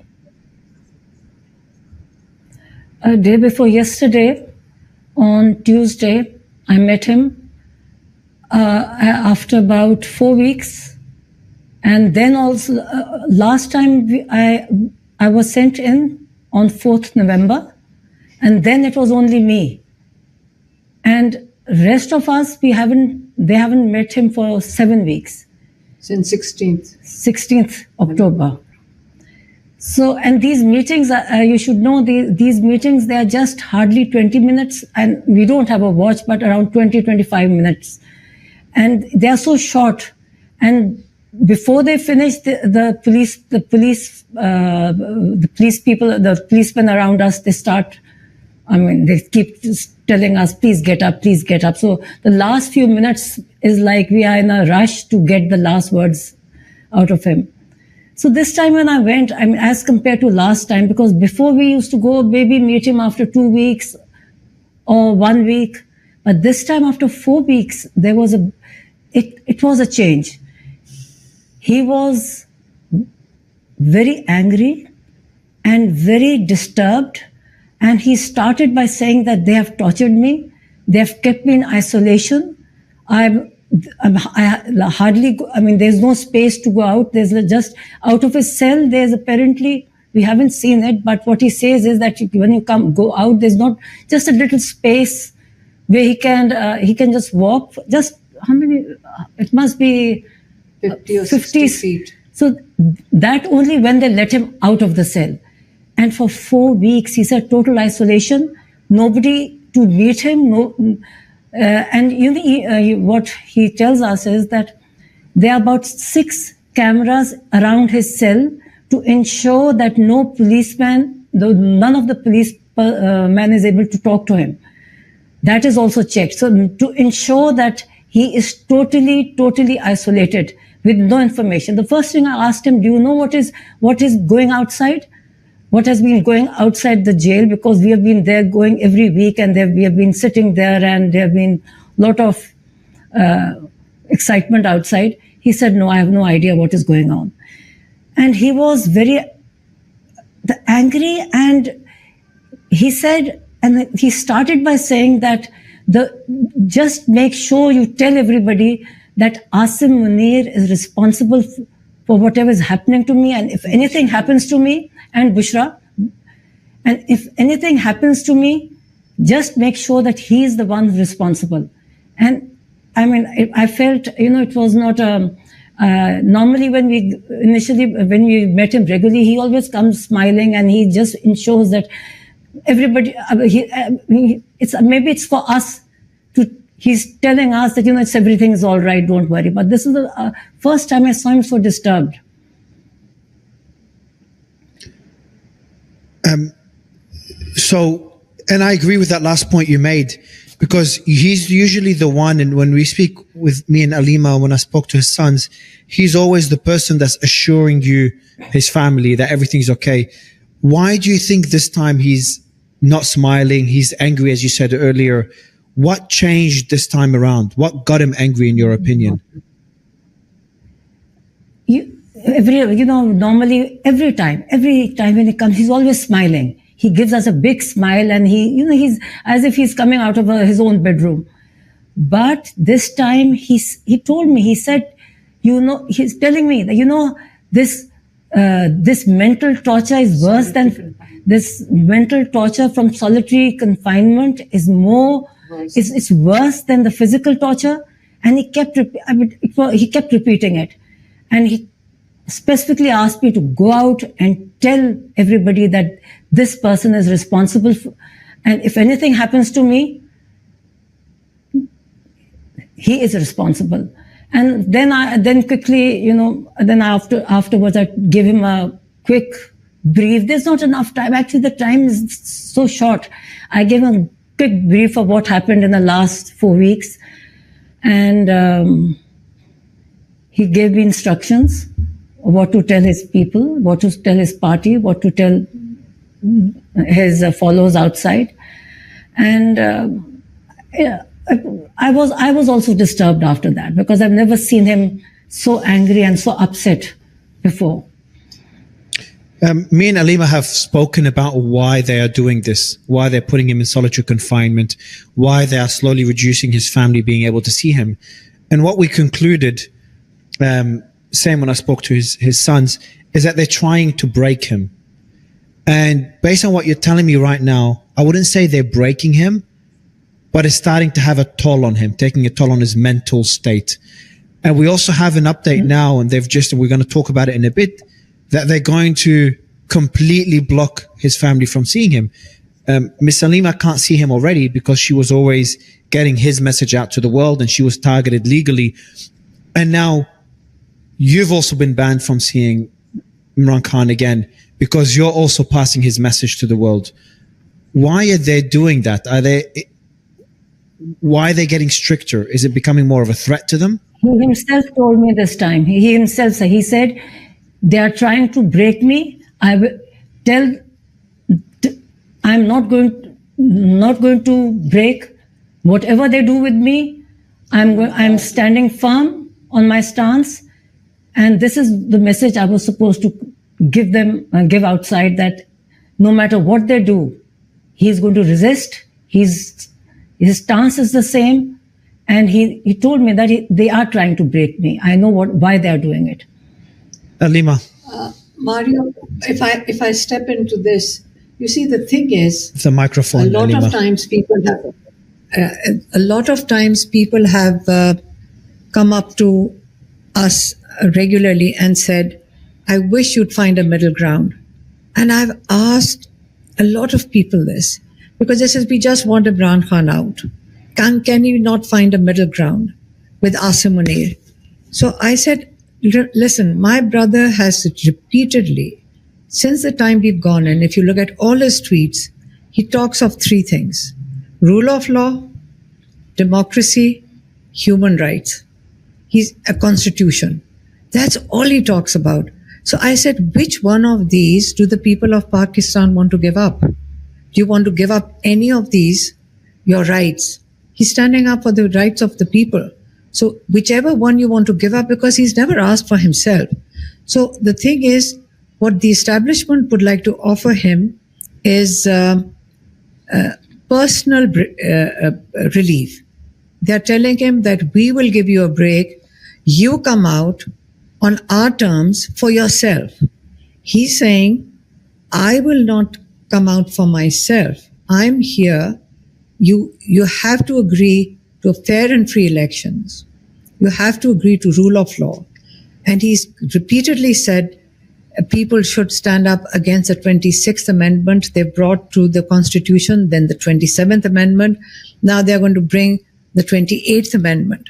And they're all person-specific. These amendments are person-specific. He's also said repeatedly, he told us in jail as well, that this is not a sustainable model. They have to understand you cannot, tyranny is not a sustainable model. Eventually, people rise up against tyranny. And I haven't had a full brief, but we know that the representative of the military has given a press conference today. And he has declared that nobody can see Imran Khan because Imran Khan is anti-state. So I'm wondering, is this an open declaration of martial law where a military government employee comes and sits there and says the person who's representing 90% of Pakistan and its politics is being declared anti-state? You'd assume that anywhere in the world, people are the ones you do not call a representative of people anti-state. And the state, the only person, and they said he's anti-military. My brother has never said anything about the military. Both Uzma's husband and my husband both were in the Air Force. My husband has got an award for, he's been awarded for his services to the Air Force. So when you say he's against the army, the only person that my brother has named is Asim Munir, and that is not sum total of our military. Our military is an excellent force, but when you have somebody declare himself state, the complete army, and anybody who speaks against him, there are two names you can't take on our television, like two names that are forbidden. You can't speak against Asim Munir, and you can't speak for Imran Khan. That's the sum total of what the situation in Pakistan is right now. And another thing that they did, and they've exposed themselves by doing it, and it's quite ridiculous in this day and age. Superb IA-generated deep fake. They did it to my sister. Then I did an interview with Sky TV with Jaldi Hakim.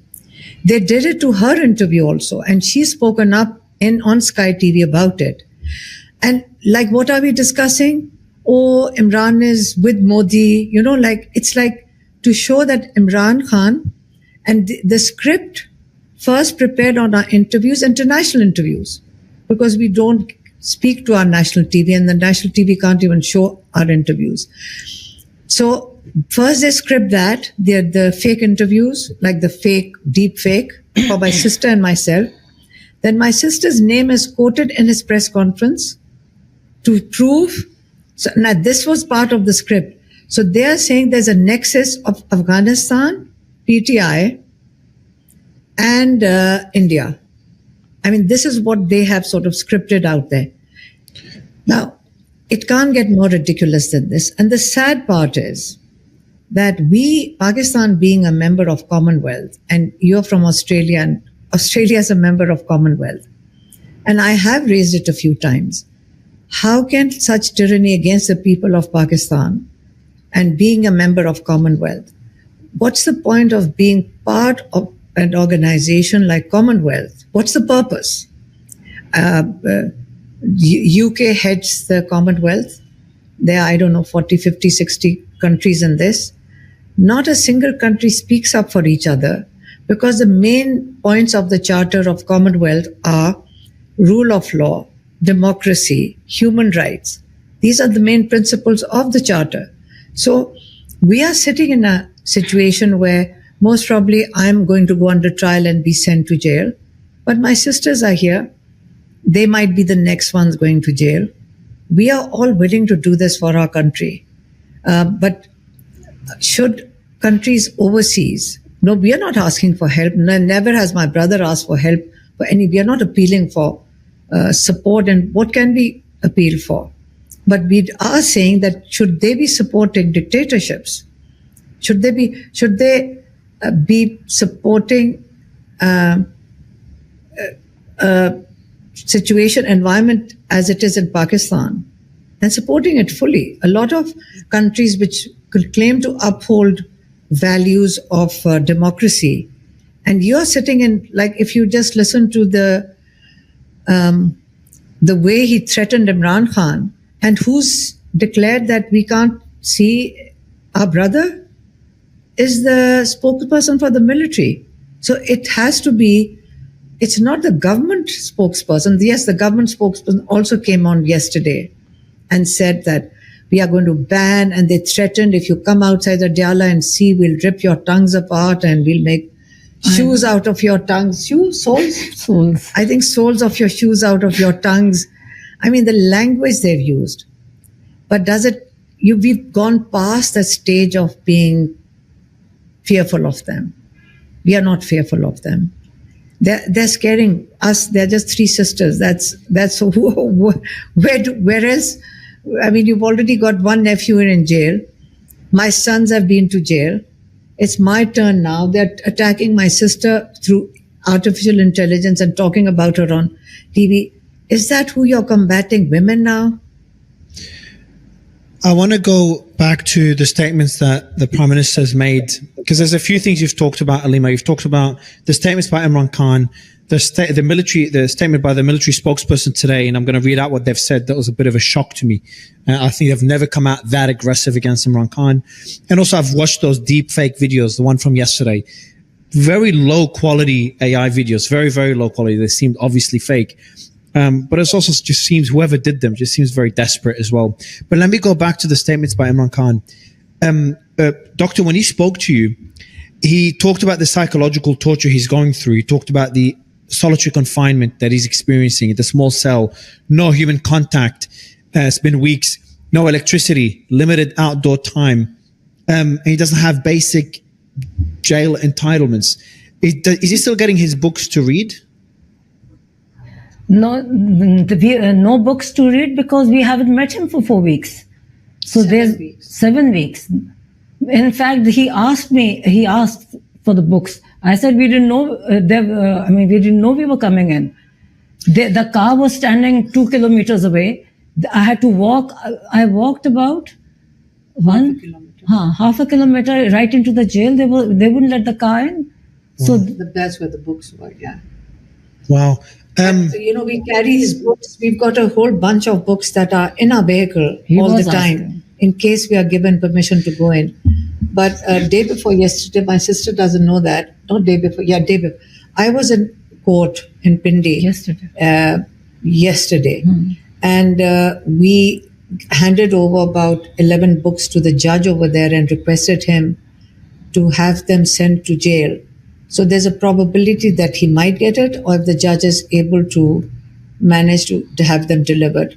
So the only thing that Imran Khan ever asked for is either, as we've always said, is either to speak to my children, he wants to speak to his sons, or he asks for his books. So these are the only two things they ask for, and they ensure that they don't allow him to speak to his sons, or they don't allow his books in. That's part of their torture, whatever regime.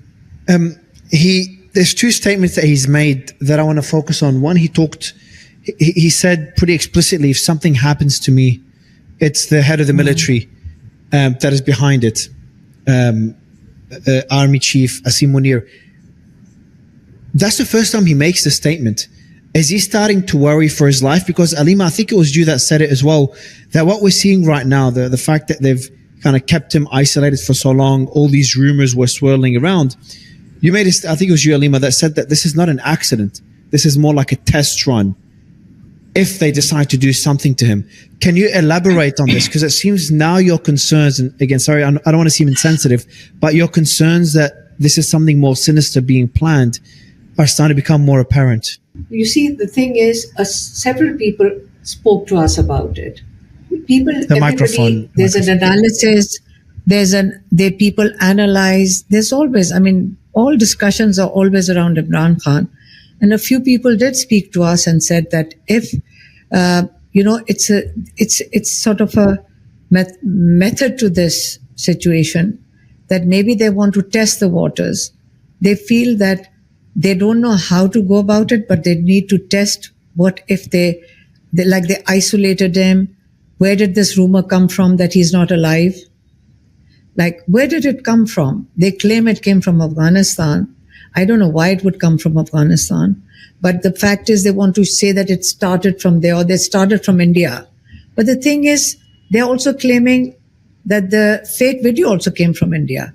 But the only person talking about the fake video was our ISPR spokesperson. So yes, we are concerned that that's why we go outside that jail, that we will not allow. How can we allow it? How can we not stand up for him? And basically people are not just worried, they're getting angry. And a lot of people call us up and say, enough is enough. You've got to do more than that. And frankly, whatever we as sisters could have done, we have. My sister, our other sister, Noreen Niazi, if you have no idea how brutally she was attacked, she's 71. The policewomen dragged her from her arms and her hair. And we, in the dark, actually for a few minutes, missed out. We didn't even know this was happening. And when we reached her and we were trying to get up, she had not passed out, but she was in a state of shock. She doesn't recollect some of that, what was happening to her. We told her what happened, but she was, she had swollen arms, she had bruised back. And she says, all I remember is that they were dragging me by my hair. So this brutality, obviously it created more anger, and a lot more people are standing outside Adiala jail. And they brought in they were saying that about 600 or what police all over the place. You don't even see the will amongst the policemen to do anything. Even the police tell us we have no intentions, we follow Imran Khan. I think the way they are reacting, this reaction when you're attacking women, this is not an acceptable format anywhere in the world, especially in Pakistan. When you start abusing women, it's not sitting very well with the people of Pakistan, that's for sure. It's not acceptable anywhere, but in Pakistan, there's a decorum for women, and you just don't do that. So I don't know how they see the future playing out, but it's not looking good to us over here. Because when they are reacting in fear, because my brother says they say it's anti-military. The only name he's named is, when my sister came out in the past 3 visits, was Asim Munir. So the reaction that you get in return when you're naming a government officer is so big. Like, it's like if you watch that, I only saw it, I haven't really gone through the ISPR statement, but I saw my sister's pictures on his presentation. My sister. Like, why would she be telling, like, he's saying that my sister gave an interview to Indian television. Basically, she's saying that she's asking Modi to attack Pakistan. My sister. So they've got an AI generated, they first make, so they are putting that on my sister. So hold on. Are you talking? I know there were AI generated videos just circulating online, and it's, one would speculate they're coming from the government or people associated with the government or the military leadership. But what you're saying is that the military spokesperson played an AI generated video in the conference? Yeah. No, he said they showed, well, I don't know if they played it because I didn't see the content, but I've seen somebody sent me that they're talking about my sister, saying that to prove how anti-state all of us are, we are anti-Pakistan, anti-whatever, because we are in with Modi. And my sister saying that Modi should attack Pakistan. That is crazy. That's one of the AI-generated videos. And that's my sister who was the one who was dragged. So what I'm saying is the level of desperation is they've turned it on us sisters and generating these deepfake videos. Why? Dr. Alima mentioned how Imran Khan mentioned in the last few statements, he talked about Asim Munir and how he's responsible for this, and he's really upset at Asim Munir.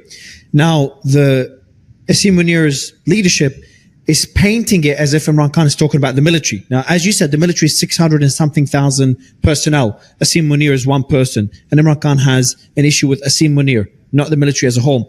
But why is he talking so openly now about Asim Munir? Why? And because this is likely why the press conference came out, because Imran Khan is a lot more vocal against Asim Munir. And I'm assuming that's concerning Asim Munir as well. The whole press conference reflected desperation, and they were just trying to deflect it on the state. They were not saying it's Asim Munir. They were mainly saying it was he is anti-military, the whole anti-state, anti-military, and anti-Pakistan. And and everybody knows, not only them, everybody knows that he always mentions this one person because it's a fact. The reason is everybody in Pakistan knows all these politicians, the way they are totally controlled, suppressed by him. Yeah. The fear is there. They can't make their own decisions. The Prime Minister even has to ask his superiors before he answers for anything. So we're a situation now where Imran. Everybody in Pakistan is very well aware that the fear is coming from.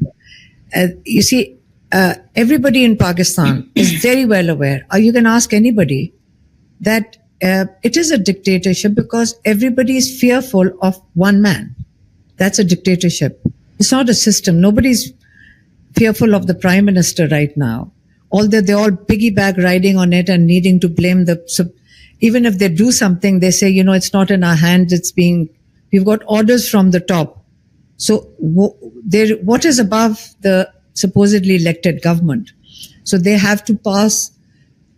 The fact is he's got 5-year extension for what? 5-year extension, and I think plus. So it's a military. Why your extension? Now he's in control of the whole military. The judiciary is already subjugated through these amendments. So it is a dictatorship. And so one man is always responsible for a dictatorship. So it's not a whole system. True. Now, what I'm worried about, and Alima, in our previous discussions, I've kind of hinted at that concern, is that it keeps escalating and boiling over to what? What's next? Because right now we've got Imran Khan a lot more vocal about Asim Munir, And the military, a lot more vocal against Imran Khan and making threats and blocking you from seeing him. And some people are talking about what we just saw now as a test run. And obviously, if they do something to Imran Khan, you said to me, Alima, that they will not touch him because everyone will be very upset and the people will probably be on the streets. I can't remember if you said that, but I would say that most likely people would protest, would be on the streets if we find out something happened to Imran Khan. So then what next? What do you expect them to do next? And what can Imran do if he's not able to see any of his sisters, anyone else? I think this press conference today, from what I'm gathering, it's like they're setting a stage to prove him to be anti-state, anti-Pakistan, and more like a traitor, to portray him like a traitor. So we haven't done an analysis. Most probably the whole social media will be gathering the analysis and trying to understand the objective of today's press conference. Is like as if they need to, it's a very outdated, we've discussed this before. This is a very outdated script. This is something that happened in the 70s and maybe early 80s, where treason, you use the word treason, that they don't know how to apply that to Imran Khan, where everybody knows. I mean, literally there's a 90% following. It's very different if you even said 40-50 or maybe 50-50. Maybe there are people who are double-minded. But at the moment, there's an absolute situation in Pakistan where people are very angry with, you see, the economic situation is deteriorating. There is no investment coming in. When your courts stop working, when the rule of law is, there is no rule of law.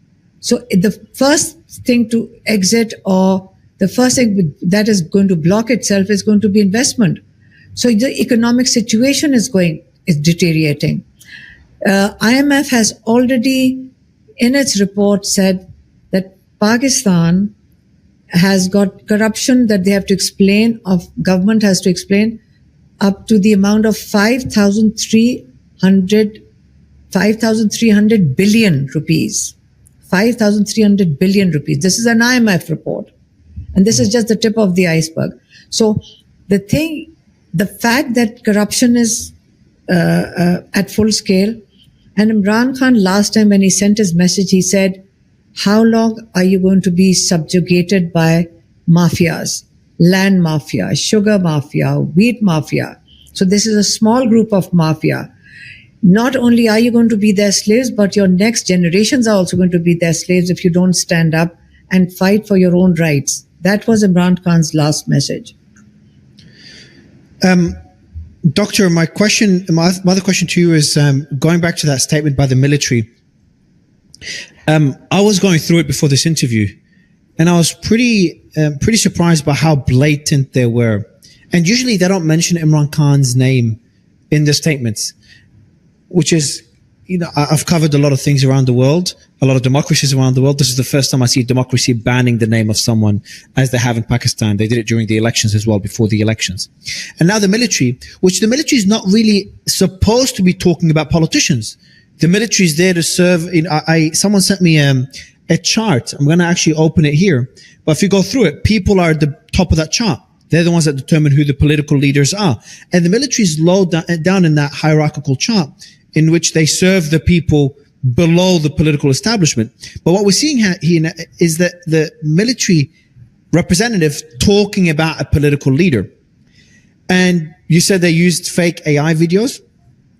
And they started saying the following. They said the threat, they talked to him about him as a national security threat. They called him delusional. They called him a delusional person, for former Prime Minister Imran Khan. They said he's a captive of his own ego. They say he's thinking that his wishes are bigger than those of the state of Pakistan. And then they say the following. That's what really shocked me for the military to say. I'm going to read out the exact quote. Who are you? What message do you want to give? Who do you think you are? And later they say, then we will also come and fight bare-knuckled. There should be no doubt about that. What do you make of these statements? That's what I said. The message Imran Khan sent out was that they are mentally unstable. So He is. Asim Munir. Asim Munir, And yes. this, everything seems that he is directly supervising this press conference. The reaction is basically by him directly, right? And is using the institution to defend himself. How far do you think he will go? Personally, I think he's so desperate he'll go to the extreme. What is And this time, Imran Khan also said this time, he said, this is why he said that the way things are going, he said, if they do something to me, he's the one responsible. So I said, no, they will not, don't even talk about that. He said, no, but listen, when he says that, when he starts saying like this, like if they do something to me, I said, they won't. They won't dare do anything to you. Do you think they may? But this is... I don't know about them, but him. Do you think Asim Munir will? Him. Sorry. When I say them, I mean Yes, Asim Munir. When I say them, so I apologize. I mean Asim Munir and anyone executing his orders. But I'll be more clear. Do you think he may do that? Do you think the likelihood has increased in the last few days, considering how, as you said, how desperate he's become? I think this is his wish. He wants to do that. And we are worried. And this is why we said, let there be no mistake. We will go to all extremes also. I mean, they should not even dare think about it. They were testing, the last 4 weeks were basic, they're testing the waters, how the reaction will be. But inshallah, they won't be able to do it. They wouldn't dare. We won't let it come to that stage. We won't be sitting watching. You think that these government personnel, like this unelected representatives, like the government representatives who had won this election on Form 47, they are going to tell us there's rigged elections. They are going to tell us that we cannot meet, and they are telling us that we'll deal with you with iron fist. They're telling us, these 3 old women, that we are going to treat you with iron fist. Okay? I mean, you think we are going to be scared? The people who can't even go in, the person who was saying this, if he goes alone outside on the road, people are going to, I don't know what going to do. I don't know. He's going to be not safe by himself. And he's telling us, giving threats to us. So whatever whatever they're saying in these 2 press conferences, they're trying to scare. Basically, what I feel is a message directly to our sisters, basically. This is what the press conferences were basically addressed to us, to back off. Back off and not take Asim Munir's name. And don't come to Tuesday. Don't take his name. Basically, the whole issue is, in this whole script, or whatever Imran Khan's message is, just the one name that you can't take. They don't take Imran Khan's name, and they are telling us don't take Asim Munir's name. We are not the ones taking it. Imran Khan's message is our responsibility, and it is our responsibility to communicate it as he wishes. That's all we are doing. It's our responsibility. Communicating, it's a big responsibility, and we have to communicate it as he's asked us to do. Are you worried about you and your family being targeted further? So, Alima, you've had your 2 sons go to jail for a period of time. They were essentially kidnapped in the middle of the night. Me and you spoke, I think, a day or 2 after that happened. You've also got, Uzma, doctor, is it your son or your sister's son that's currently in jail? Is it your son? My sister's son. Your sister's son. Our sister's son. So you've got your sister's son who's currently in jail for, I think it's a very long sentence. He's not being treated well in jail. Your sister was physically assaulted. Alima, you're being threatened. You were in court again recently. You're being threatened. I can't remember what the charges were. Some stupid charges because you're taking Imran Khan's message to the world. And Dr. as Alima said, you could be next. Do you worry that could escalate the pressure they're putting on you as a family? Because my question would be, is that if Imran Khan is now isolated, if they continue jailing the family or silencing the family one after the other over the next 6 to 12 months, which I hope does not happen, I worry. My question would be like, what could you do if they continue silencing you? Already the media is too scared to talk about this.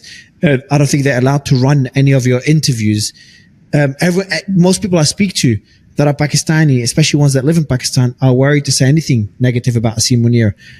But secretly, everyone's like, happy about me talking about Imran Khan. But more importantly, they talk positively about Imran Khan, but that's privately, not publicly. If they continue this process, especially silencing you as a family, what would be your next step?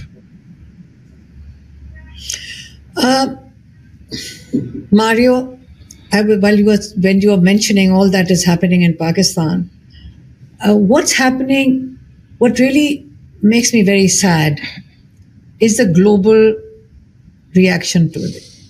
When things like this happen in a country like Pakistan. And when President Trump turns around and says, this is my friend, how do democracies justify their own stance when they do it selectively? So in this global age, things, as I said, I don't know how it's going to be going down the road for other generations and younger generations. I think it's going to be a completely different world. Our world, I think we are too old. Maybe our generation or people older than us even, they should realize that it's a changing world. You can't go around with different sets of standards for different countries. Either, shouldn't it be, it's much better to be very honest and say, listen, we want to have a transactional relationship with the country. That's fine. Like, we are going to do business with this country. That's fine. But don't say that we are also champions of human rights. And we support democracies. And this is the time when countries like Pakistan, and there are other countries also, we are not the only one. It's 250 million people. I don't know. We are not in the same situation as Africa. We are in a much better situation. Our population, because we had a leader like Imran Khan, he's created a lot of awareness amongst people to stand up for their rights. So what they're fearing is not Imran Khan. What they're fearing is people asking for their rights. That's that's why a small mafia fears. What if these people stand up and say, where's our share in this country? When 250 million people become aware they want to have a share and a right in Pakistan, that creates a lot of fear amongst a small mafia that's benefiting from Pakistan. So Imran Khan is the person who's leading the 250 million people and standing up against a very small, shrinking group, by the way. It's a shrinking group. It's not fashionable anymore to be part of a mafia. Police is not willing to be participant in this. Military personnel are not willing. I'm telling you, when the time comes for them to shoot their people, it's not going to happen. And that's why, inshallah, whatever comes forward, comes ahead of us, we always believe, we have a strong faith that if our time in this world is up, as Imran Khan says, and this is the belief that we all have, then it's over. But at least when we leave this world, we feel we participated in something bigger than ourselves. And we are following our brother in that. And we are very proud of him that he stood up for something on principle. He's awakened the whole nation, which is much bigger than having any government. He should be, but the fact that he's being tortured through solitary confinement is so wrong. And everybody should talk about it. It's internationally against all principles of human rights. It's nationally against our law. And now they've just decided, military spokesperson has said, the punishment for bringing out, to Imran Khan, for him mentioning Asim Munir being responsible for anything happens to him, is that now all visits are going to be banned. They are being banned by the military spokesperson, if you have made note of that. He is going to ban and put Imran Khan in 100% solitary confinement. Dr. Uzma is not going to be allowed in because she also brought Imran Khan's message out. So I want to go through a statement that also the military spokesperson said, Alima. He said, we need to understand how this narrative is working, and unfortunately how it is working in deep collusion with external actors. You've also talked about how the AI videos trying to paint you, again, really badly made AI videos trying to paint you and your sister as colluding with the Indian government. I don't know if they did it with Afghanistan as well, saying things like, we need to bring Asim Munir down, something along those lines. Can you tell me more what they mean by that statement in terms of referencing a deep collusion with external actors? What are they trying to do here? India. So you have to keep in mind that Imran Khan, I said it to some of the journalists, I said, before you were all born, Imran Khan was a global figure. He's really loved in most of the cricket playing countries. The people know him. I knew him because in Australia cricket is popular. I knew Imran Khan as a kid before he got into politics. I knew him well. Yes. So same as the case in India, and so some of the channels which were contacting us saying that people are so worried if something has happened to Imran Khan that they are demanding it of their TV channels. I don't know which channels, but the fact is that there's a huge population which goes beyond borders with Imran Khan. So, and there are a lot of Pakistanis that go on air, who sort of go on air on Indian television. A lot of people in Pakistan will speak on Indian TV, but they took my sisters. Somebody had called her. She spoke about it. Imran Khan's condition, basically. They were asking if Imran Khan is okay. Is there any news on Imran Khan? They make a ridiculous video on my sister, and the speed with which that was spread everywhere. And then for ISPR, knowing that it's now, if you are from a government organization, before you use it, shouldn't you be? It's already everybody's declared that this is. And it's a deep fake. My interview, because it was on Sky TV, because Yaldi Hakimchi actually went on another program to talk about the fake, deep fake. And I'm saying the same things on Sky TV about Imran Khan and Asim Munir about India. Like I'm talking about India and how India. In the fake video. In the fake video. Or in the real one, you mean? In the fake video. In the fake video, exactly, yeah. Because in the real one, you didn't talk at all about India. Fake video, both the fake videos about India. So our collusion basically has to be established through these fake videos that we are both colluding with India, and this is the external forces. I mean, it's a very bad script, to tell you the truth. Yeah, I can see. And it's so irresponsible on the part of a representative of our military to sit on TV, with all the media, and use that fake video. Yeah. The last thing that happened, it kind of a positive development, and that was a letter sent out to Marco Rubio, the U.S. Secretary of State. So that was sent by 40 U.S. lawmakers, and it says the following.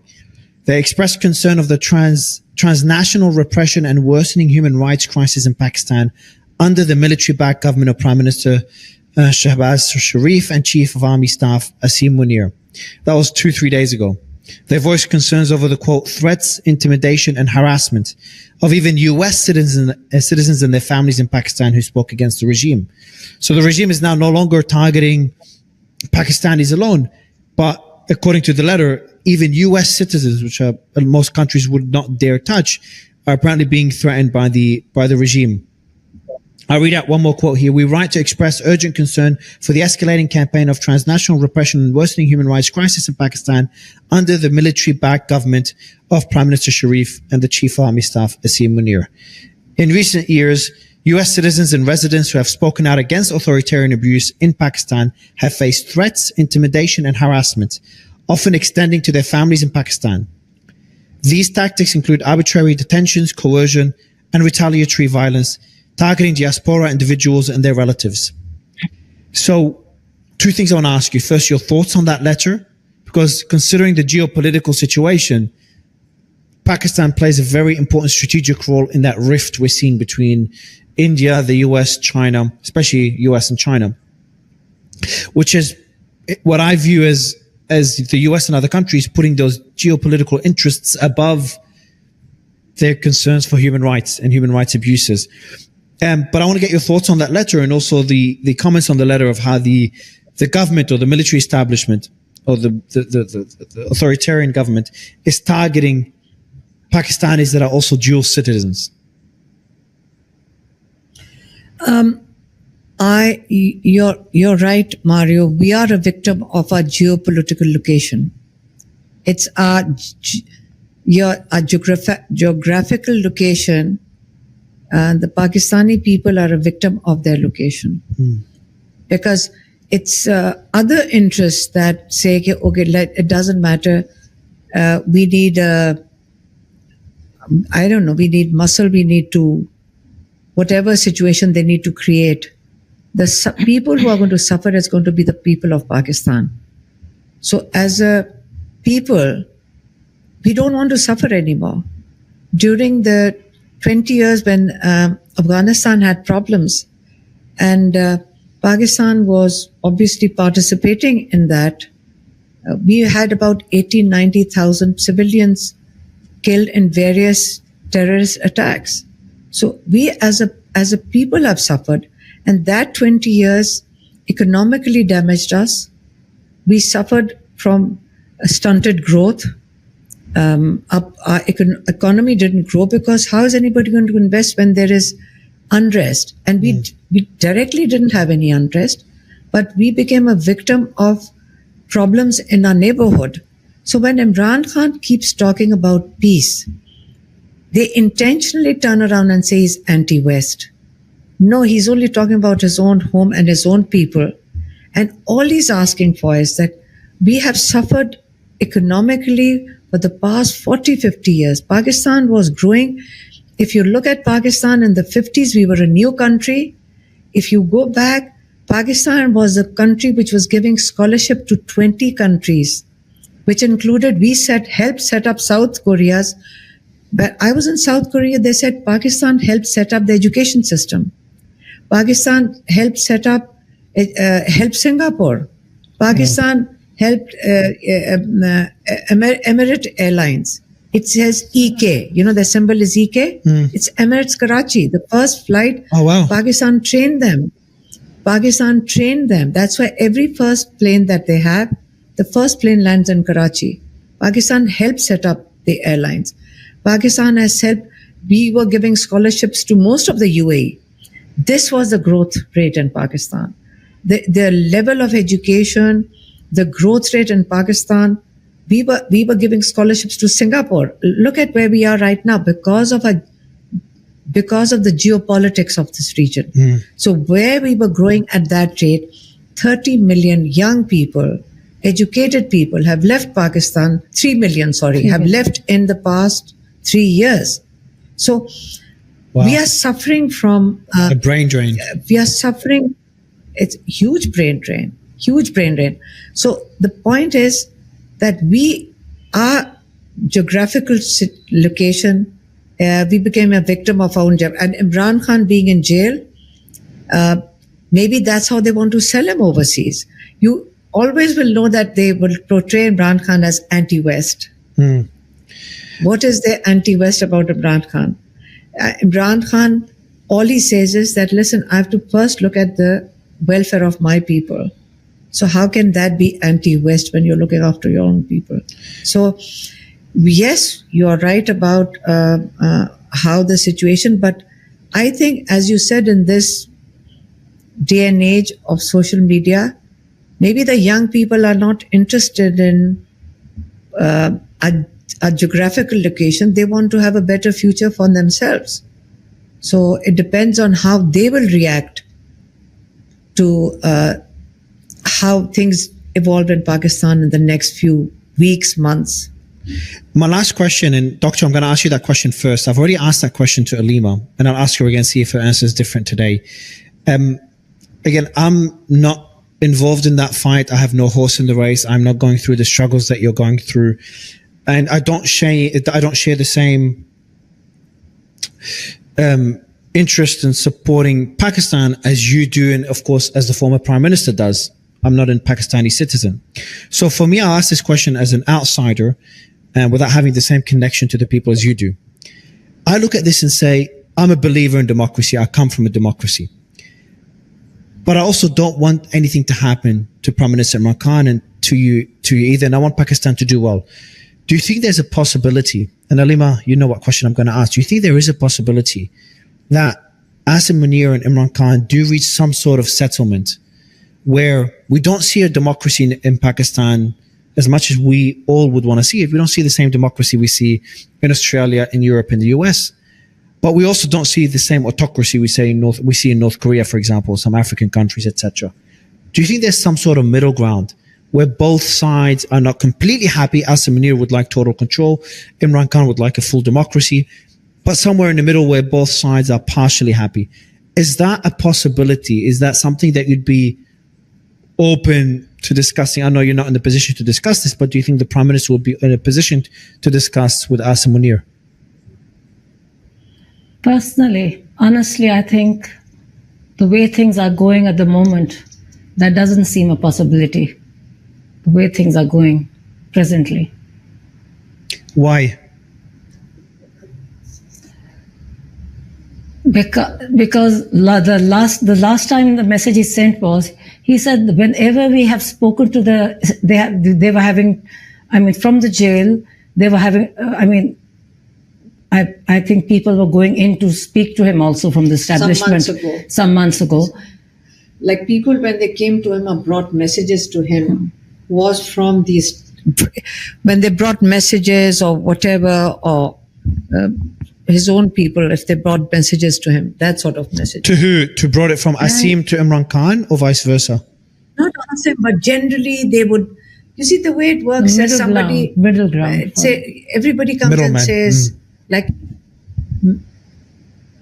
whoever sort of, they mention it casually, but you know that they are trying to say, if Imran Khan could back off, or they would say that if he kept quiet or accept the way things are going, that sort of thing.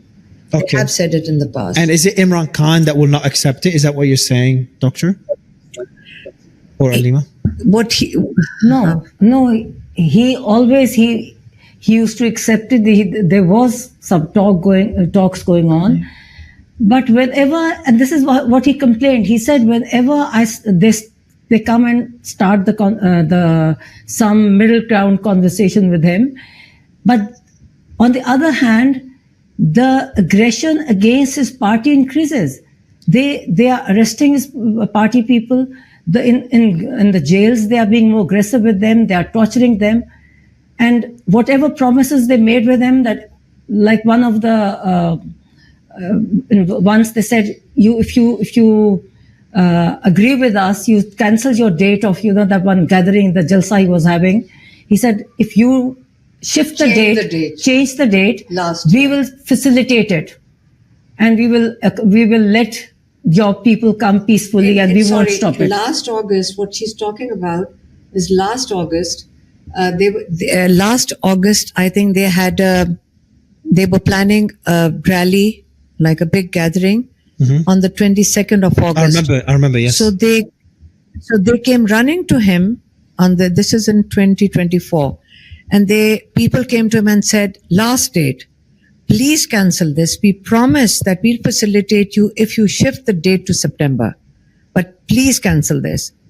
So Imran Khan is in jail. They sent somebody at 7 o'clock in the morning, one of his party people, to say this to him. So you wake him up and say, okay, please do this. Otherwise there'll be bloodshed. I don't know, whatever they said to a man who's there's going to be security issues. So he agreed to it. What is he supposed to do in jail with no information? And then when the next rally was held on the 8th of September, which was an agreed to date by them, that they promised that we